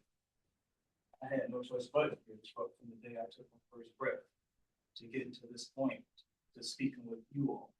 And there have been pockets of disruption that I've had. And to ask questions of am I the only one that looks like myself in some of these gifted and IB classes, and push the system. So that with the support of my parents and community, we got more folks in the program. It's not easy as a 17, 18-year-old going to your local sheriff and police chief and saying the youth are not happy with your services. We need to do better. We need to have conversations. We need to make policy changes. That's disruption. It was not easy getting youth organized to go door knocking during the census, as it matters that we get counted in the numbers or getting folks registered to vote when the laws were perhaps a little bit more fair.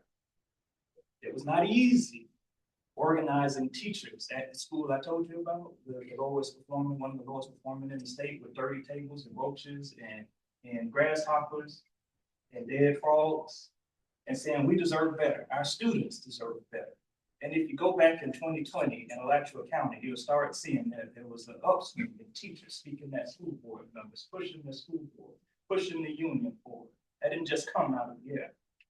So disruption comes before we get to this moment. Now, what does that look like when it comes to voting rights?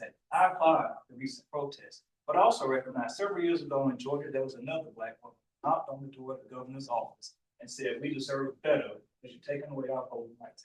Where was the Democratic Party? Where were our religious institutions? Where were the organizers to keep that momentum going? We got to stop letting the crisis come to us each and every year without addressing them and building up the infrastructure to get something done. That requires disruption. That requires continual disruption. It's not an inflection. We find ourselves at a crevice. And what are we going to do about that? Yes, we need to protest. I talked about that earlier with the different social movements, from the civil rights movement to the women's rights movement. But outside of the protest, what's the strategy? What laws are we going to change? What laws are we going to enforce? We have fair districts on the books, but it seems like Republicans have a different definition of what fair district looks like. So why aren't we holding them to account?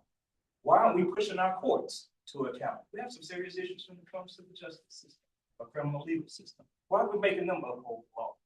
So it's not just about a moment of disruption, it's about how we want to disrupt how we move as a people. So as your state representative, you are coming with me. This isn't what Xavier's going to do. It's what we are going to do together. And yes, I will fight, but we don't have to fight together if we want to change this apartheid system. Thank you.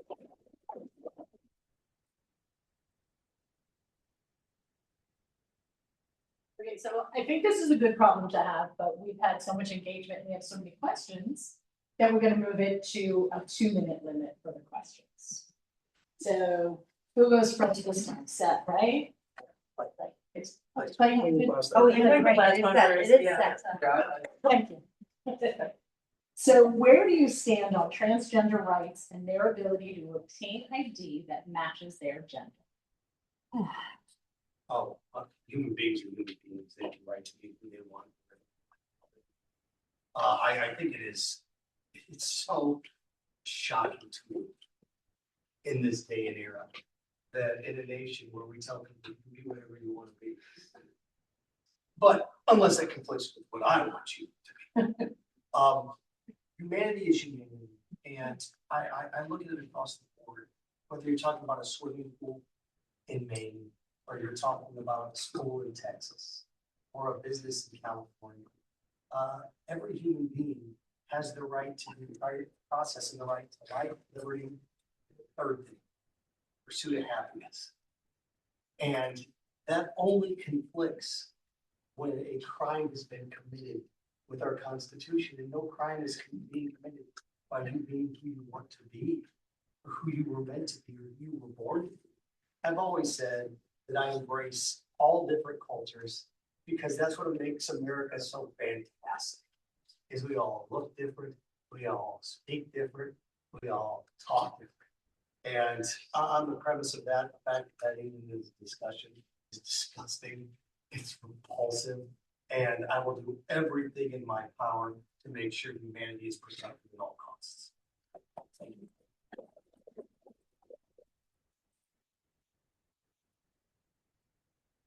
My belief is that a benefit applies to one, it applies to all. And if a responsibility applies to one, it applies to all. That's it.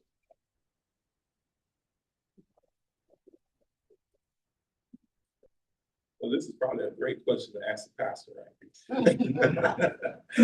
So let me give it to you. Let me give it to you how I would give it to him. I go back to the word. Do unto others as you would have others do unto you. People are people. They're all created by God.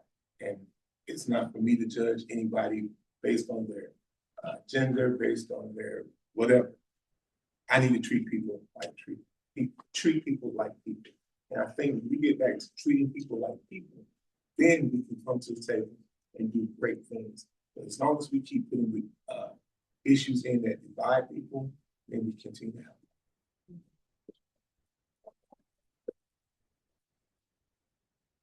So truthfully, I've never understood the concept of government just kind of being in everybody's business like this. It doesn't make sense to me. You know, the government is there to ensure that people are getting basic necessities and safe and taken care of and things like that. But arguing over an ID and making sure that people can get the ID that matches who they identify as, it should not be the government's concern.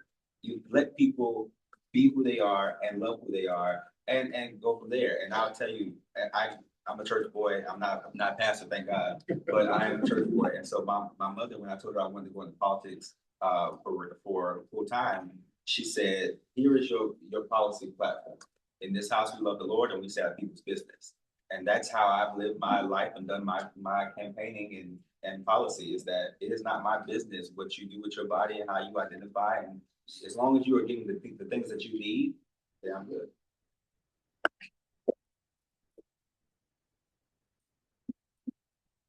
What I find very sad about this administration, and I don't know how people can work with this administration, is that they have bullied many of the minorities.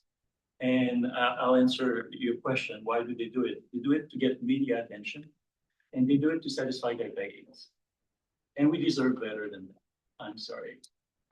These people have to struggle to go through this process. Just think about it. They have to go and struggle to it. So when that happened, when they made a change, we had discussion at UF, and physicians had to stop treatment for these people. They would be in the middle and they would have to stop. How is that supposed to work? I mean, I find that inhumane, and I find that it's just a bullying system. And just to tell you, again, we're the joke here in Florida. And in Canada right now, we're receiving immigration requests from trans from Florida who said their life is in danger. Think about it.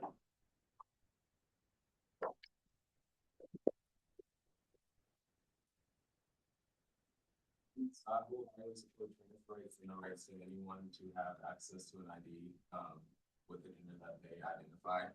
You need an ID to apply for a job, to vote, and not having a gender on there that matches the way that you identify can leave you vulnerable to discrimination and leave you in a very dangerous place. And so absolutely support that. I think one of the bigger issues here, especially with an issue like this being so nationalized, is the fact that this is a prime example of how Republicans have scapegoated the least among us, the most vulnerable communities, as a distraction for the fact that affordability crisis that they have created.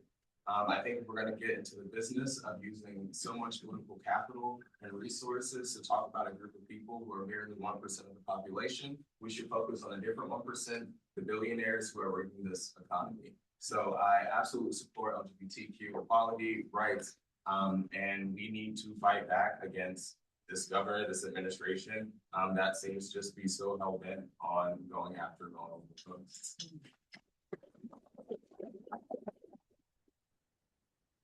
Thank you all for all the questions. On all questions. Why? Because it gets to the heart of your heart to find where we find ourselves. First, they came after the Black voting rights, and then they came after the LGBTQ communities, and let's not forget they had women's rights in there too. This is an old playbook that we just have to look through history at. And it concerns me that it's starting to feel like 1930s Germany. And what are we going to do about it? Yes, all individuals deserve their rights to be protected. You will have the advocate with me. You have an advocate with me already. You will have an open door. We will fight these policies together. What else are we going to do? I want to make sure that staff that we hire from Alachua in Marion County and in Tallahassee looks like all of us too. And that will include folks of the LGBTQ community. I'm also going to make sure that we're not going to lose arguments that we should be winning. You're hearing some religious undertones in what other folks are saying. William Barber has taught us people like to say so much of what Jesus said, so look. And what did Jesus do? He healed the sick, the homeless, the vulnerable, and those that were excluded on the margins. So we don't let them win that argument. We take the argument to the people. And you know what? That same argument applies to the other great religions too, whether it's Islam, Judaism, or Hinduism, or Buddhism. We just take the word to the people and we live it. And we need to stop being afraid to fight for everyone's rights and protect, at least amongst us, yes, but those that are still trying to move forward in a world that doesn't accept. Thank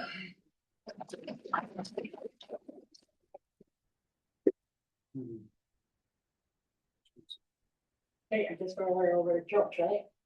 Would you be open to endorsing a candidate? Skip Clay. Oh, You skipped Clay.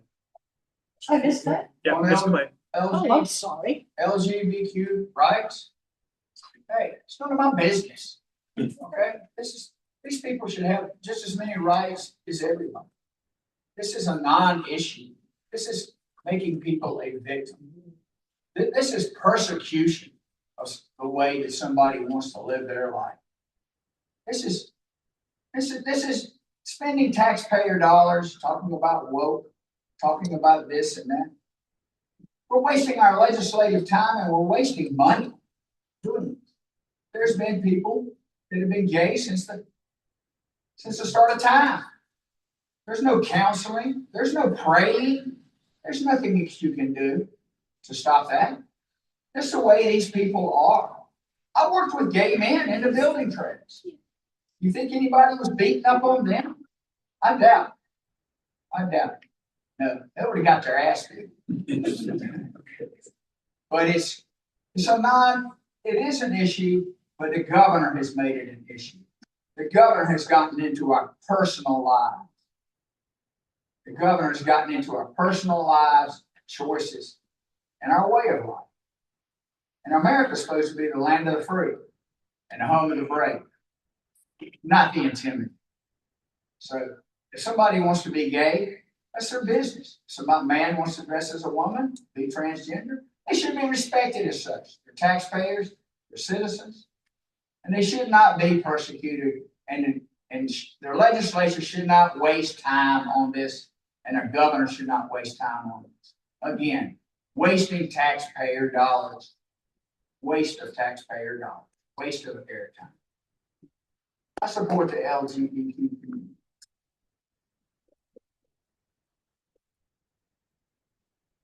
Okay. Oh. Jordan. Yes. Would you be open to endorsing a candidate that is a genocide denier?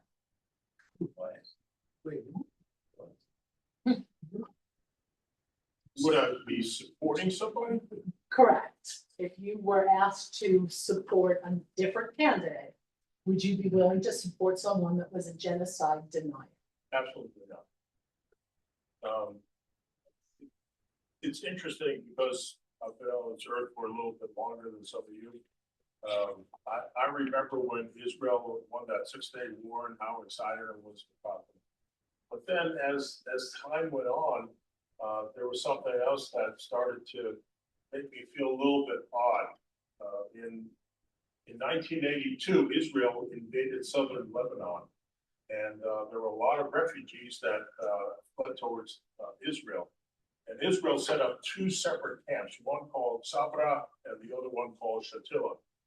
And one night, these militia men that were Christian moved into the camp and slaughtered over 10,000 men, women, and children of Muslim background.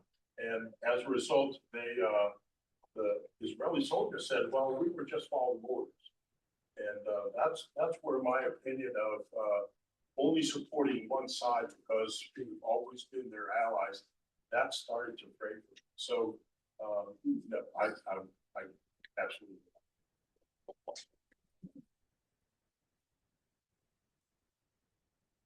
Absolutely, absolutely, absolutely. No. To endorse someone that denies a genocide would be to endorse someone that feels that you can rewrite history. It would be to say that I would be endorsing someone that would change the Holocaust, someone that would change the slave trade, someone would change the struggle that my people So absolutely not. That's not even.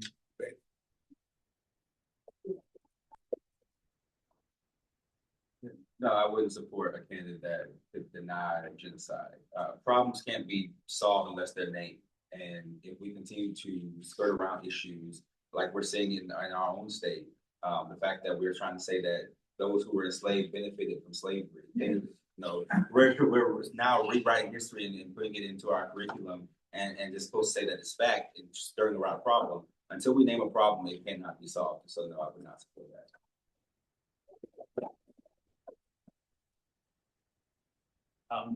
Obviously, for me, there's no question I would not support that, but I think we should go further. I would not support people who want to whitewash their history. I would not support people who persecute minorities.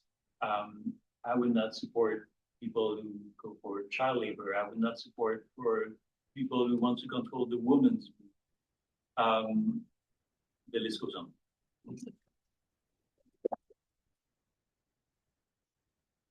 Yeah, my answer is absolute no.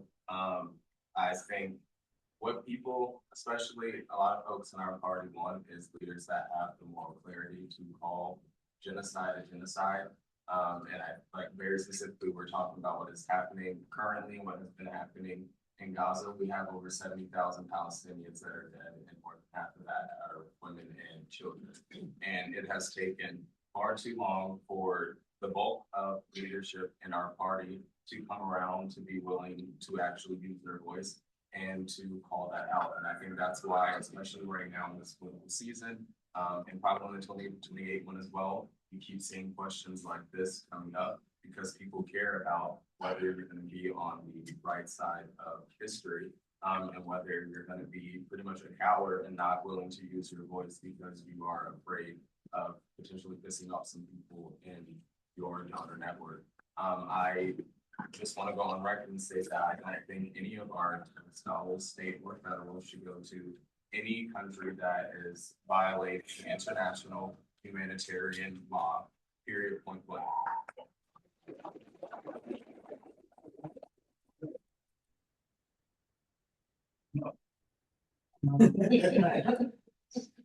But I also want us to have a deeper conversation because I see the deeper intent behind this question too.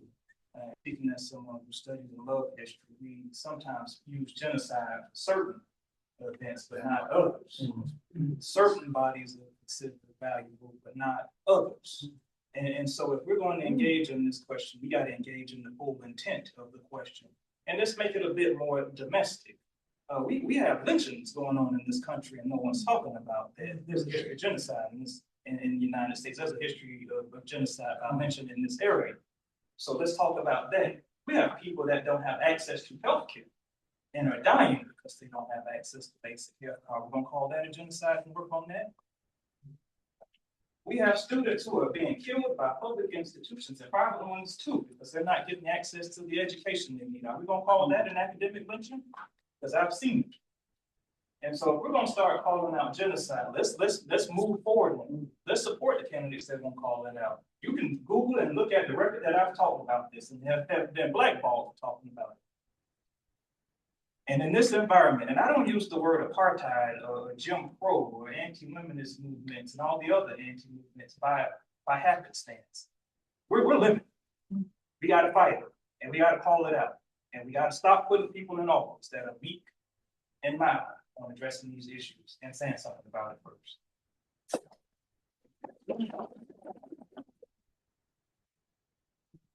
Inside? Wow. Go to the Holocaust Museum. It'll be a hell of a wake up. There will be people whimpering the entire tour. I watched Schindler's List. My cousin's wife whimpered through the entire movie. What has happened in Gaza? It's not on our state level, but our state politicians support it. This is crazy. This is ludicrous that this goes on. This is insane that war in Gaza went on as long as it did. Why didn't our president intervene?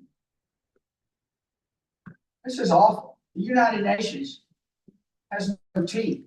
the United States government has withdrawn from stopping such atrocities as this. This is where we've arrived as a country, where we have a congressman in the 6th district talking about freedom. My time's up.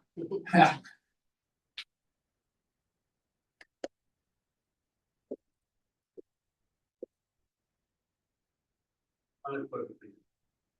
And when you take a step back and you look at things, what the line was blurred on was the ability to defend yourself, turn stone. And that's exactly what occurred.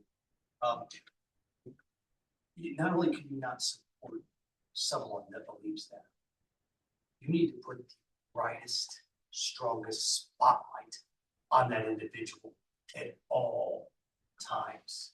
Geology is the study of pressure and time. Pressure and time. That's where we get earthquakes. That's how we build mountain ranges. Pressure and time. And you have to put so much pressure and focus on the individuals that believe in that, that you cause an earthquake. And that earthquake is their identity, their election, their belief system. It comes crumbling down right in front of them because, as everybody else has pointed out here, it's not enough just to sit there and say, I don't condone it. You have to put a spotlight on it and be relentless to keep those people in that spotlight at all times from all angles. Thank you.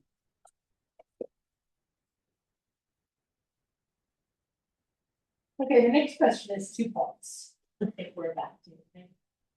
How will you address or are currently addressing anti-Blackness in this Florida Democratic Party? And what will you do regarding the Voting Rights Act and codifying the ERA? Anti-Blackness, that's a great word. I haven't heard that one. That's a good one. I have a unique issue with anti-Blackness. I see Black every day. I look in the mirror. I'm unequivocally Black. I'm unapologetically Black. But just because of my race or ethnicity, that doesn't change the fact that you still have to deal with people issues. There are some issues that are particular, that are geared toward, directed at Blacks and minorities. I won't just say Black, I'll say minorities as a whole. This attack on DEI, equity, diversity, equity, and inclusion, that's an attack on people that look like me, my kids, my grandkids. That's an attack on things that help to level the playing field for people like me. So I have to continue to tell my truth, be true to who I am, not get to a seat and then assimilate to something that I'm not, and be willing to be that voice, to call it out what it is, say what it is, and be courageous or bold enough to not whimper because the room may not look like it. As one of the other candidates said, to be the only Black person in a class of that advanced place in the class. I've learned that for years.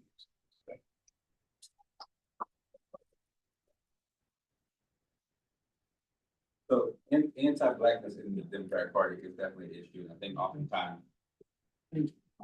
think oftentimes we act like just because we're on the left side of the spectrum that we don't have our own issues. As far as addressing it, number one, we currently in this last chair race had the appointment of a vice chair on Black outreach, I believe. We have not seen anything that has come out of that. We have not seen the actual plan on how we're going to reach, Black voters, and part of that feels intentional. The funding for that position has been lacking, and part of that feels intentional. And so being able to address those things in the legislature, talking with the Black Caucus about what is actually happening in their districts that are 9 times out of 10 majority minority districts, and how do we actually address the needs that they need done legislatively, and make sure that those are part of our grand priorities as a party, as a caucus, should be at the forefront. We talk a lot at people and different groups of people about what their issues are. We never talk to people and actually find out from them what is their issue, what is their priorities, and how can we address them. talk with people instead of at people and actually let them lead on the issues that are, a result of their lives, that are their lived experience, and we'll actually see policy flow that actually addresses issues and not just skirts around the issue.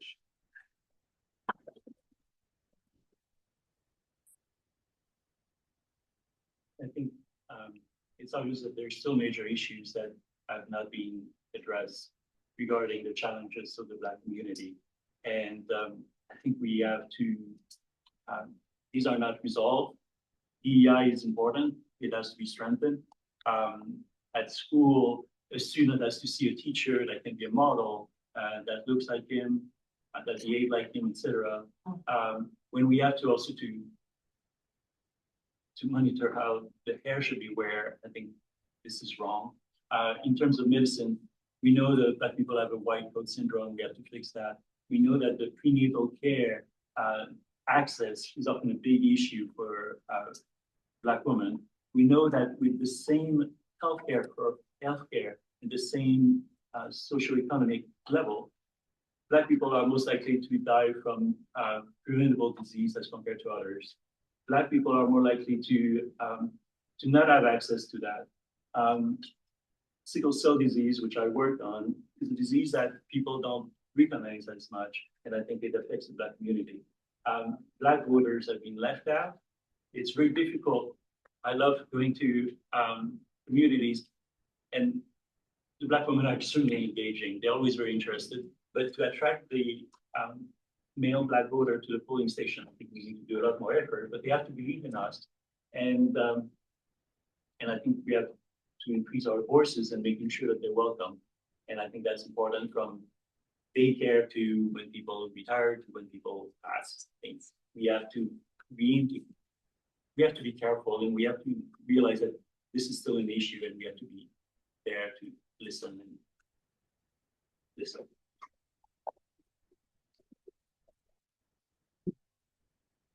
Yes, and I think in terms of addressing anti-Blackness within the Democratic Party, it starts with being willing to call it out, and to support and coalesce around a lot of the great experienced Black candidates that we have.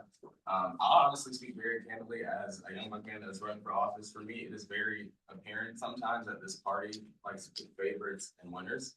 And for me, that's very apparent at the top of this ticket.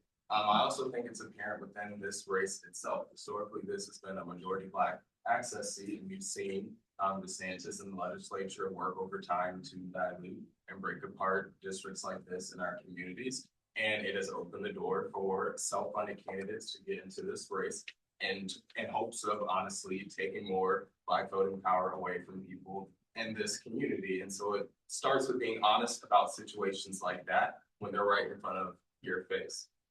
We need to support our Black candidates. We need to give them the same support, the same resources, the same opportunities, the same chances that we give to some of these other folks, including former Republicans.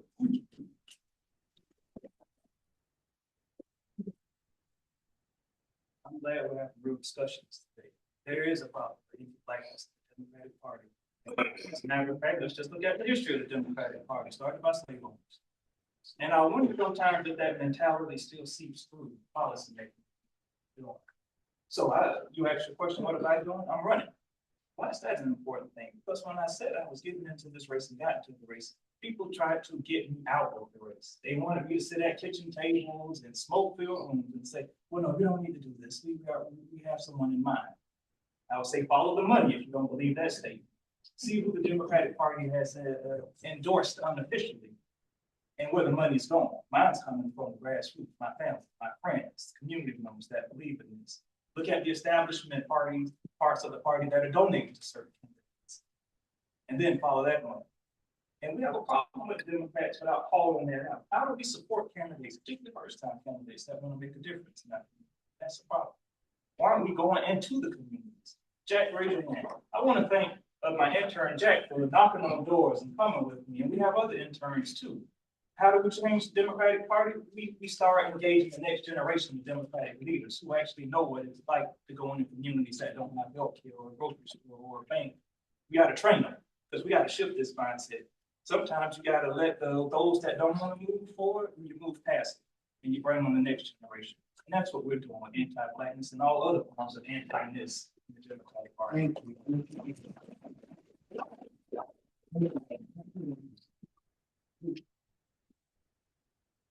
Well, okay. I didn't know that we had a problem in the Democratic Party with anti-black. Shame, shame on the Democratic Party. That is wrong. Shame on any person that has a problem with a black man or a black woman, black man. Shame on you. Shame on you. So often, Republican Party has made these issues and passed laws in search of problems. To really get away from the real issues, the bread and butter issue. It's awful that we have anti-blackness in the Democratic Party. I didn't know it existed. And I'll fight it with every breath I have. Because that is wrong. To be anti-gay, anti-black, anti-Puerto Rican, Latino. These things are wrong. These things are wrong. These are injustice. This is injustice.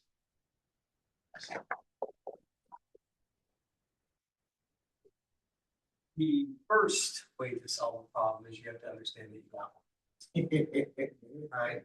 I've experienced that as teaching this year. Because about 7 of my suits don't fit anymore. Because it's been a 17-pound journey over the course of the last 180 school days. So, you know, when you have an issue in front of you, and it's part of listening, I will never, ever, as a 47-year-old white Caucasian male, understand what it is to be an African American. I'll never understand it. I'll never walk in those steps, but I can listen to the people that did and the people that are, so I can try to understand it a little bit better. I teach in school that is 90% African American, 90%. I have learned so much more teaching there than I think I've taught them.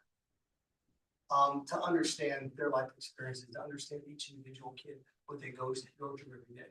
Having a young man, a young boy, beg me for my Halloween candy because they denied his mother's SNAP benefit card so he could have dinner.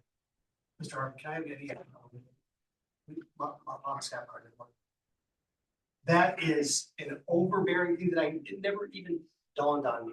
It didn't dawn on me because I didn't involve myself enough in situations to listen, to understand the plight that other people were going through. So the number one thing you must do is understand that you have a problem first.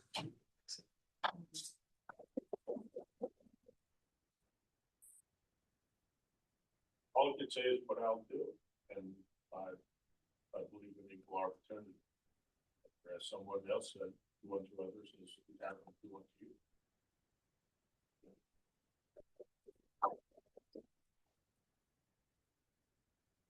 Where do you stand on data centers? So I think that the state has a responsibility to start regulating this. We had a bill, there was a bill this past session that was killed to start regulating data centers. They are wreaking havoc on our environment, and then they are also being placed in low-income poor neighborhoods who they feel are expendable. And so that's a problem. So we as a state need to really take a look at how do we address this legislatively to ensure that if this is something that we're going to move forward with as AI technology continues to advance, that number one is being done in a way that is environmentally friendly. There are other states, there are other countries that have invested in technology to where you are recycling water through the data center, so you're not pulling water out of the aquifer to actually cool it, and doing it so in an environmentally friendly way. There are ways that we can look at how we at our zoning laws and the preemption that the state has done, especially on the local level, to make sure that these data centers are being put in places that seem undesirable. And so we need to fix that. We need to really look at our legislation or our regulation on how we control the ever-growing concern of data centers.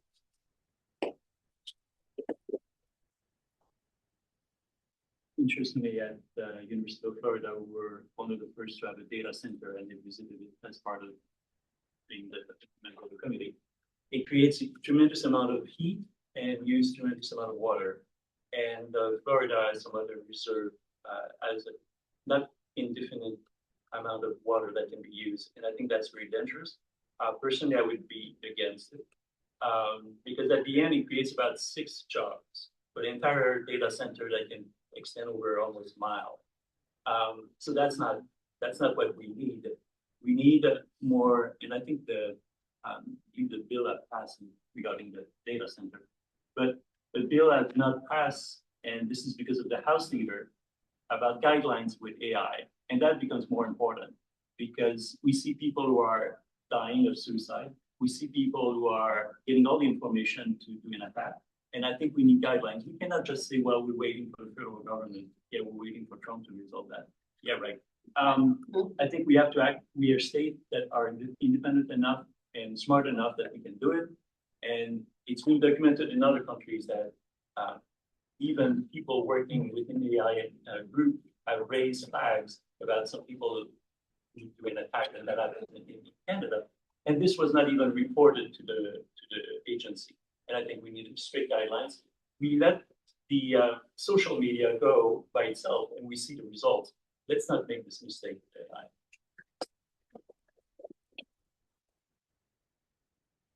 So I agree, we definitely need a lot more regulation and increased oversight into AI in general and data centers. I think it's important that we don't let the corporate special interests that say make millions and billions of dollars off these kind of technologies be the one that are driving these policies and how we try to affect them.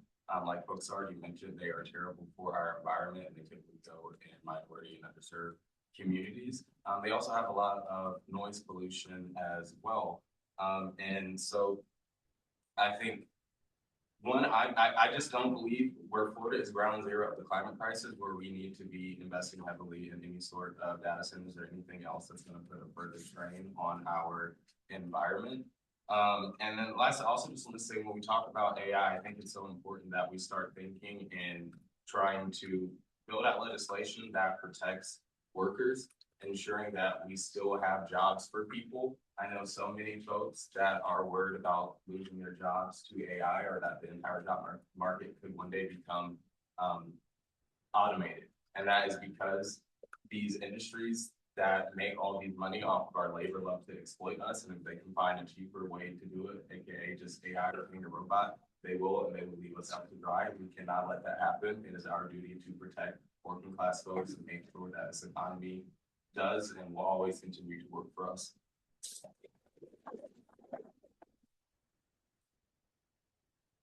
Thank you. I don't know if I should thank my opponent for setting me up for that question. Because I work at the intersection of AI and emerging technology, its impact on our economy, and what that means for the workforce moving forward. Yes, we need to have a serious conversation about data centers. I would actually want to go read the Main Street Daily News editorial where we answered questions on this, and I was the only candidate to bring, I believe, that point to the discussion.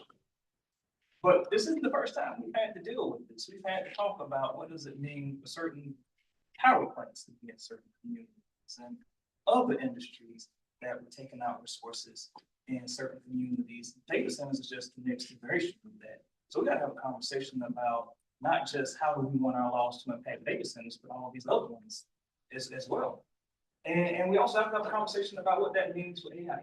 What is AI? What is an AI job? Why is it taking jobs? I don't think sometimes we understand that full context.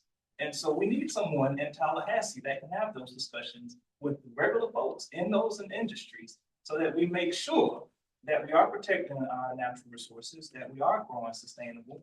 And in Florida, that means we have a number of finite resources that we have to take care of. There's a reason that the government has put $3 billion into restoring the Everglades. It's not out of the kindness of his heart. And so when it comes to data centers, yes, we got to have a serious conversation. I do not believe it should drain our natural resources.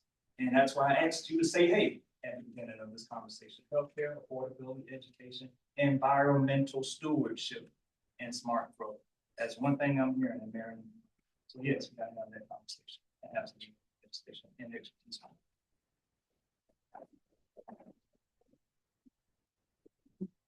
Well, I'm built in the piping data center. Yes, the water is cooled off, but they do lose a certain amount of water to evaporation out of the cooling tower. Data, AI, affects our life every day. The internet's down, Can't check our bank balance, bank doesn't work. Every day, we're hooked on this. When I grew up, there was one phone in the house, had a cord on it, it was in the hallway. Okay?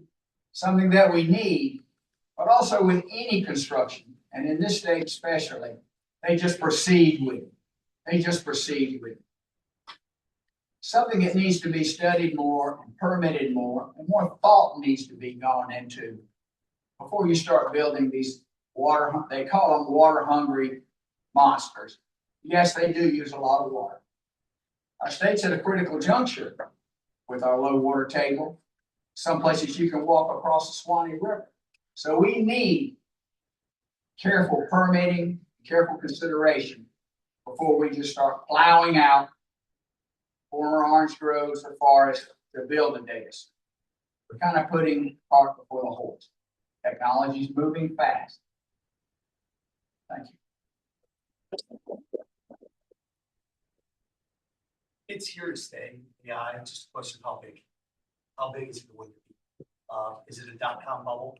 Or is it going to be one of these things that we are with for the next 60 years, 70 years, 80 years and beyond? What's interesting about the construction of these things, they never want to put them in areas where there are 2 commas in bank accounts.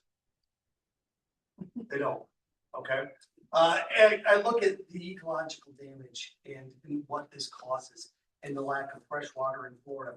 This is one of these issues that there is some bipartisan agreement on. When I was in Suwannee County in Live Oak, when they talked about the aquifer in Duval County dumping their water, that had Democrats and Republicans united. So it's one of those things, we only get one earth, we only have one Florida, we run out of fresh water here, game over, game over. So it's an important part going forward. Question is how do you keep it without damaging the environment? We have a great plan. It's called my Florida Lifeline to create over 10,000 desalinization plants in the next 25 years. I'm more than happy to explain with you how we're going to do that, what our plan is to do that. I know we're not going to have time in a lot of time, but there's a way that you not necessarily have both, but you can find a happy medium of both. Thank you. I wouldn't be running for Congress if not for AI. AI helped me create the website. AI helped me study a lot of the positions where people stand on things. As far as data centers are concerned, that's more of an industrial age kind of thing where you centralize everything and then they can control your data. You know, in the digital age that we're going into, it's all about decentralizing, which is why I want to go to Washington to help bring back the resources to put that control back to our own hands. Because there's the other thing that's going on that's not just data centers, it's our privacy. For example, all the new cars spy on us. They take pictures of us, and if we're starting to doze off a little bit, you know, they'll flag it, but they'll also let your insurance company know and so on. So I'm all for privacy. What that means is to take the large data centers and basically disperse it so that we can create our own little thing within the house. Whatever's on your computer stays on your computer. And, you know, if we decentralize it, then it's got to be less toxic for everyone.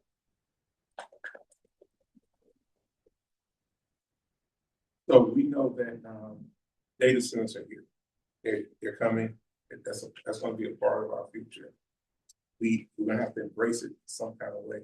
But one of the things that is coming, we have to do it in a way of being extremely responsible.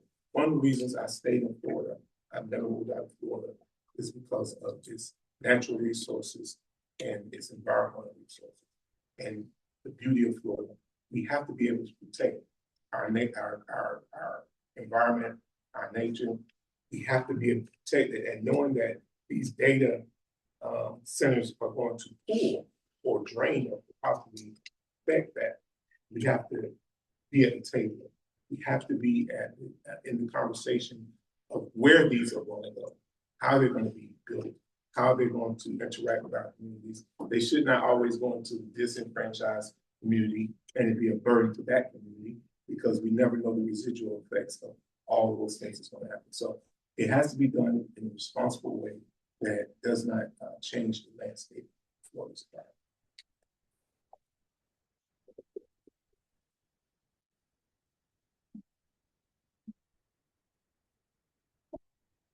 Okay, so what would you do to better protect schools from gun violence? Limit guns. Well, you know, when I visited Vegas at one point, I saw the school and they were so proud because they were all concrete and the windows just on top, very narrow. It looked like a chair. And for me, that's not the future I see for our kids. I hope not. I find that very deceiving. I think we have to limit guns. Gun control is important. We saw what happened in the school shooting here in Florida. And then the administration decided to impose some rules about who can get gun at what age. And now they're reversing all those rules. And the latest, if you look at the tax exempt that they're planning to push forward, is that it would be a tax exempt for 12 months on any tools that you can attach to your gun. So you can make it whatever machine gun you want, or silent gun, or etc. This is not the path to go, and this has to stop.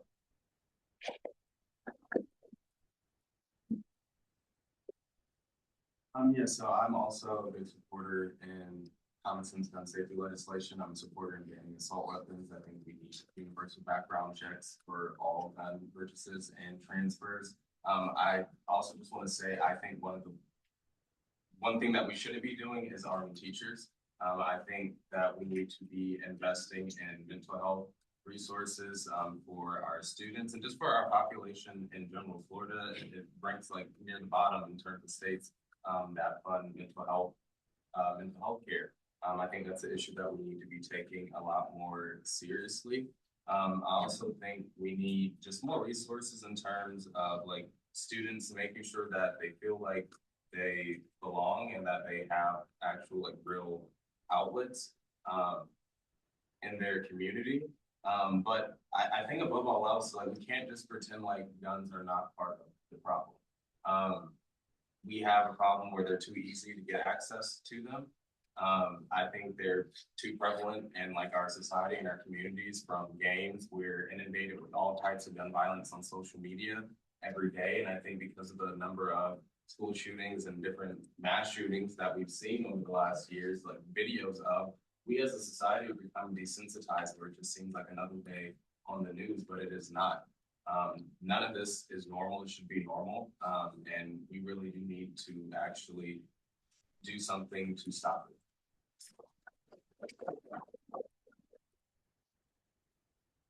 As a former public school teacher, there's way heavily on my mind and some of the mothers in the front office. Why? Because when you had the shooting in New England, I was just sure that we were going to do something with those 20 babies were killed in an affluent neighborhood. I was sure we were going to do something when the brown children in Texas were killed. I was sure we were going to do something. And there was even a shooting at FSU. And yet we still find ourselves in the wild, wild east of Florida. Anyway, I understand our methods. Yes, you know, some folks actually do live by hunting. And so we got to respect. It actually kept my family fed during the days of Jim Crow. But also recognize that there's some underlying issues that we have to address. Yes, it's mental health. Go to the website. You'll see actions. Yes, we got to talk about employment. We worked on this issue over 15 years ago in Ocala County when we had gang violence. What we found out was people were returning to gangs and guns because they had nowhere else to go. So we got to address those issues as well. Yes, we got to have some common sense gun legislation that makes sure that we have necessary background check. Mental health has been a part of these issues. We got to look at why an institution like Parkland have to go with this, so Postal have to go with these situations. So we got to look at hardening schools because we are in this condition. But we also have to ask ourselves, what do we want to do at the local? What do we want to do to bring that up to the state level? And what actions do we want our folks in DC to do as well? This is a complicated issue. It's going to take all of us working together. Yes, there's some common sense approaches that we can take, but we also have to recognize it's going to have to take some hard work and some further discussion, maybe even some of the protests that we can talk about.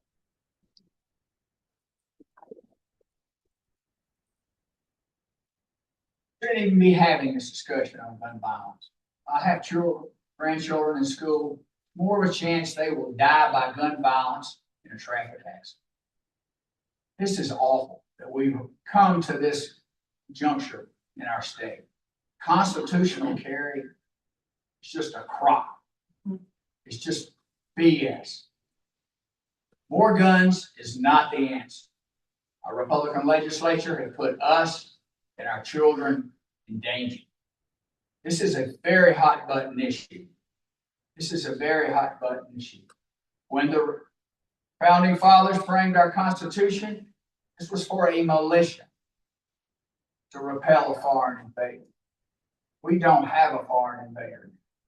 We have military weapons in the hands of mentally unstable people. They shouldn't even have them. And it's so easy to get a gun. Anybody can get a gun. They say, bought legally. You bought the gun legally. You passed a 15-minute background check. They didn't give him any mental examination. They didn't do a thorough examination. Something definitely needs to be done about this. And more guns are definitely not the answer.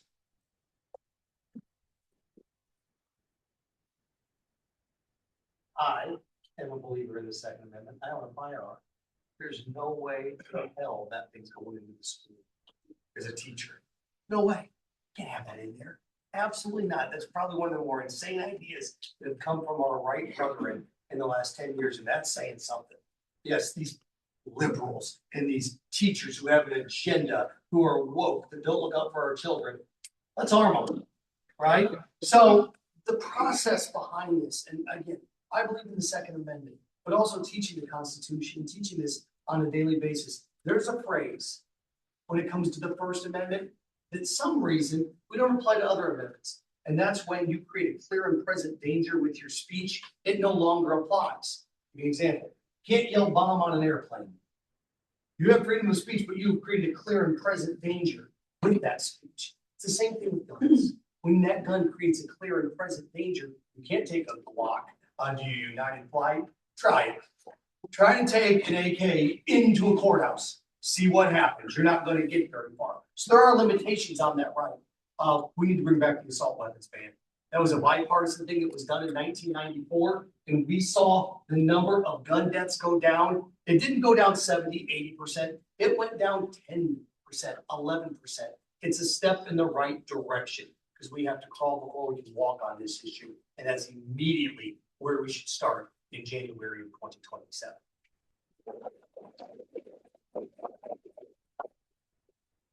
I taught for over a decade.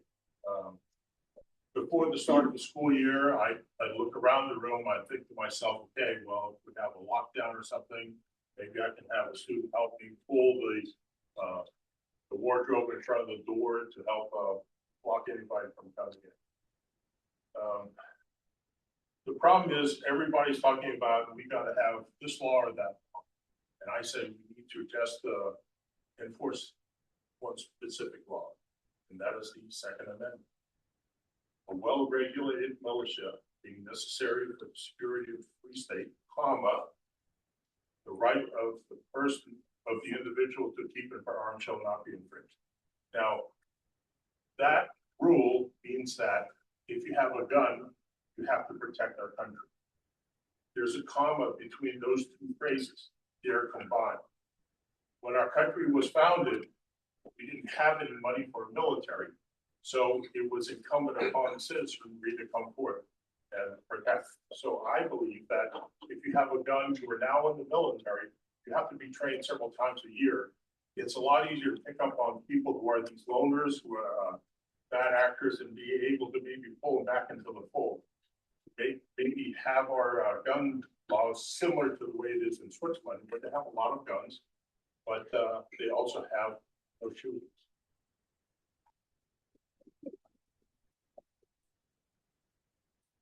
As a law enforcement officer, still certified law enforcement officer, and someone that's on the school board, I understand common sense gun legislation. I am a carrier of that. That's been my life, the majority of my life. area.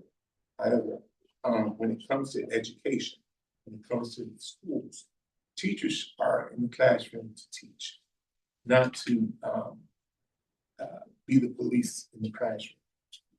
When the situation happened in Parkland, the state of Florida implemented some legislation to come with guardians and safe schools and whole safe schools department. The issue is with this safe schools department and things that came out of this legislation is that they mandated it, but they underfunded it. So it does no good to say you have to have hard corner and fencing and security cameras if the county cannot finance it and have these officers in school. When we're on our third iteration of the contract with our local law enforcement agencies, and what's going to happen is we're going to be forced to move away from having the sheriffs or the local police in the schools because they're going to outcost us. We can't afford to keep them there. We have to move to either a private company or some other way. So we have to look at this with some common sense and understand that a lot of these mandates when it comes to safe schools and guns is underfunded from the legislature.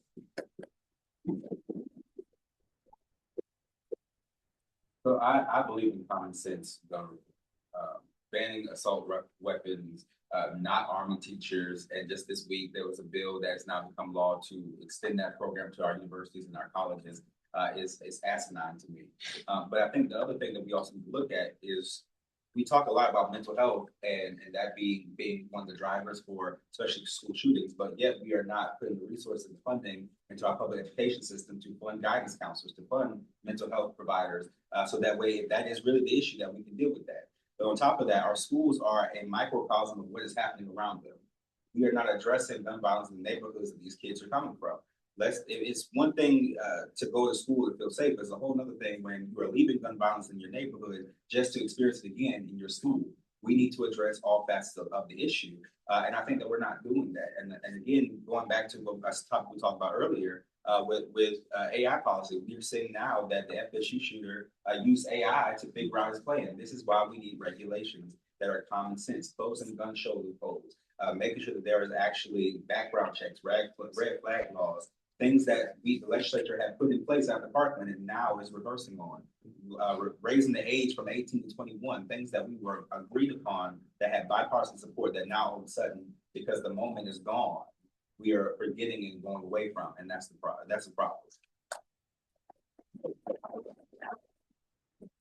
Okay, so unfortunately, we have a lot more questions than we do time, so we're going to take one more question. We're going to give you a minute each to answer it. And the rest of the questions we'll send to you. You get us back the answers, we'll get them into our newsletters, on the event page, etc. Okay. So the last question. What are you and your campaign doing to get young voters involved? Yeah, so I am doing a lot of outreach. My team right now is nothing but young people right now. I have nothing but college students that have given up so much of their time throughout the week to work for my campaign. They are actually out knocking doors in Gainesville right now. And they've already started planning. They want to do like different things in my social media because they also have a vested interest in getting more young folks like them involved in the political process. For me, especially, one of the first things I did after getting into this race was reaching out to a lot of the singing groups at the various campus, whether the College of Central Florida here, or Santa Fe, and UF. Because so many of those students are out organizing, they're protesting, they're studying to get involved into this work. And we're all fighting for the future that we're going to have to raise our kids in. And so it was so important to me to go reach out to them. Young people have been at the forefront of pretty much every major political movement in our history, from like Vietnam War to civil rights movement, to the mobilization of young folks after so many school shootings and so much for our lives after Parkland. And so young people have the tools to be successful and to make change. It's up to us to reach out to them and to bring them into the fold and to empower them. And so that's what I'm doing. This is an important question considering the state of affairs for our country and the Democratic Party. It seems the right is taking up young folks. This is their mission. What are we doing? One of my interns still with me in the AC today. The other day, we were in the hot sun getting sunburned, knocking on doors, reaching out to young folks, reaching out to all types of folks. You know what? Some young folks told us they couldn't even engage in the process because they had felonies. So we got to talk about having the right to restore too. When you look at the website and the social media presence that we've had, it's been young folks. Those have been interns that have been doing that type of work. That have been pushing me on the ideas, that have been reaching out to their friends. And that's what we have to do. We have to train the next generation to be a part of all aspects of this work. And we have to trust that they know where they want to go as a people and as a society, because we are facing some critical times. And it goes beyond sitting in nice rooms and just talking about issues that on college campuses.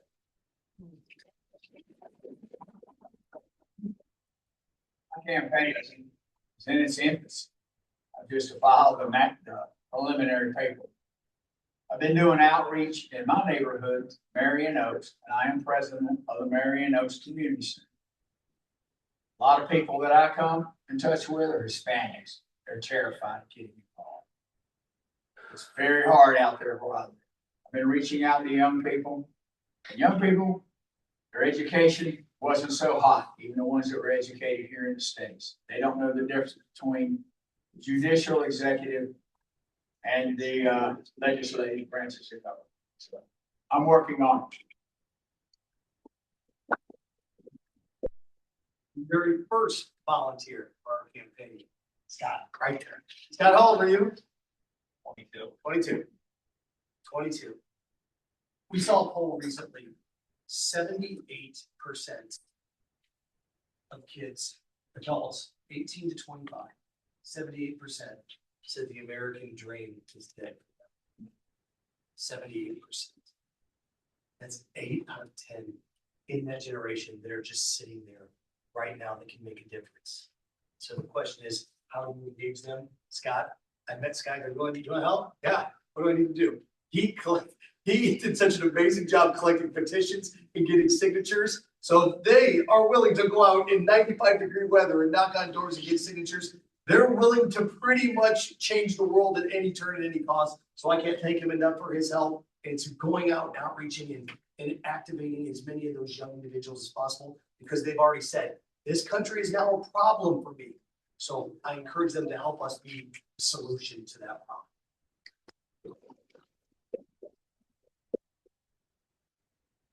I've got a couple of student interns, and I encourage them to try to do all kinds of things and actually to make mistakes, because that's the best way of that we learn.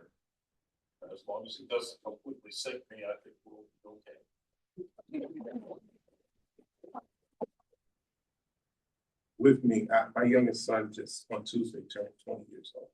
So with me, is to involve young people is you have to meet them where they are, not be judgmental of them because we're different. I'm from a different age, but not only trying to get them involved, but listening to their concerns.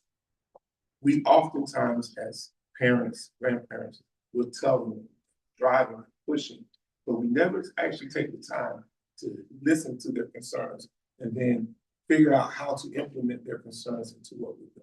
So you have to meet them where they are. You have to give them opportunity and space to work within the campaign. That's what I. So, like most people up here, I also have a bunch of college interns who are working day in and day out to make a state that's better.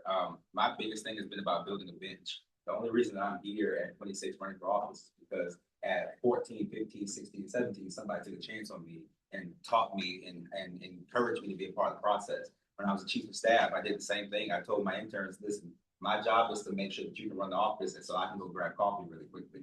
That we have to encourage people and teach them how this actually works. So we can actually build a bench and make them a part of it. One of the parts of my campaign is doing a youth advisory council, making sure that not only are you a part of the campaign, but you're also a part of policy once the campaign is over.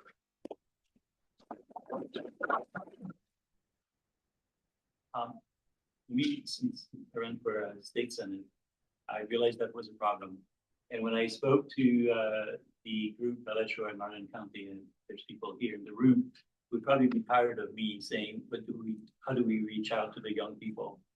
And that's been a major problem. I think they feel disengaged. The question they have is, what is it for us? What is it for me? And I don't think we have anything good to tell them. Sadly, what they see in the media, it's not positive. The environment is going down. The salary is not, you're not going to get the job you dream of. You're going to have to change job all the time. You're not going to be able to have anything secure. So we have to give them hope. And I think it's by preaching by example and going to Tallahassee and voicing what they want, creating jobs that they can achieve. Because right now with AI, the big problem is that all the bottom level jobs, they're going to bypass all of that. So we have to make sure that we work for them.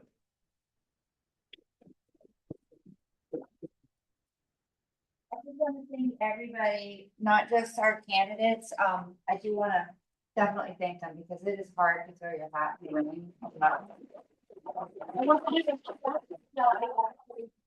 Williamson, like he said, he has just jumped in because nobody stepped up to run against Brian Chamberlain.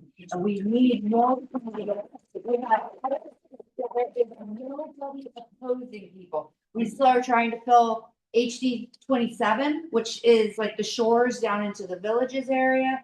HD 20, which is going up into Putnam. We still need to fill 23, which I believe is the one, I might be getting 20 and 23 confused, so I apologize. But also the one that heads out towards Sonoma. In Marion County, we actually have 5 different state house seats because they have it so gerrymandered. And because Clay threw his hat in there, we have 1 more seat where we at least can make them spend money and make them work. So that's extremely important. A huge thank you, but also again, thank you guys for coming out here. I do want to do a couple quick actually 3 quick shout outs real quick so that you know some important people that were in the audience with you. You're all important.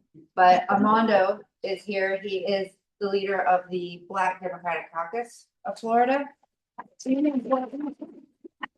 Yeah, we have Peter Schaefer here. He is the Marion Young Democrats president. It is the president of the Veterans Caucus here in Marion County as well.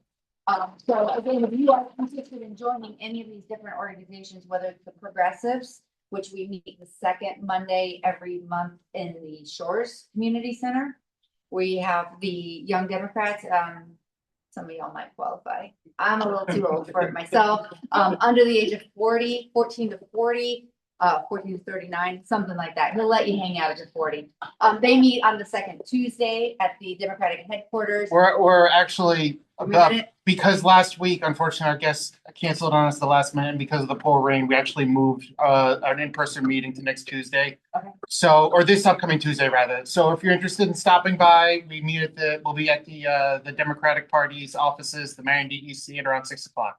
So, and y'all, while you're recruiting your young people, can you please also send them to Peter? Thank you. Please. And then Martin and I have a tough job ahead of us. the veterans is the 2nd Wednesday, right? But 3rd Wednesday, I should know I'm in it. I have a calendar for a reason.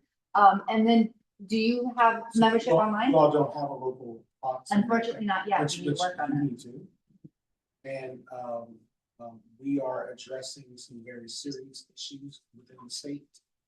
Within redistricting, the question about anti-Blackness is not just a cursory issue. And so when we try to do all lives matter issue when it comes to anti-Blackness in this party, I will tell you Angie Nixon probably doesn't agree with you.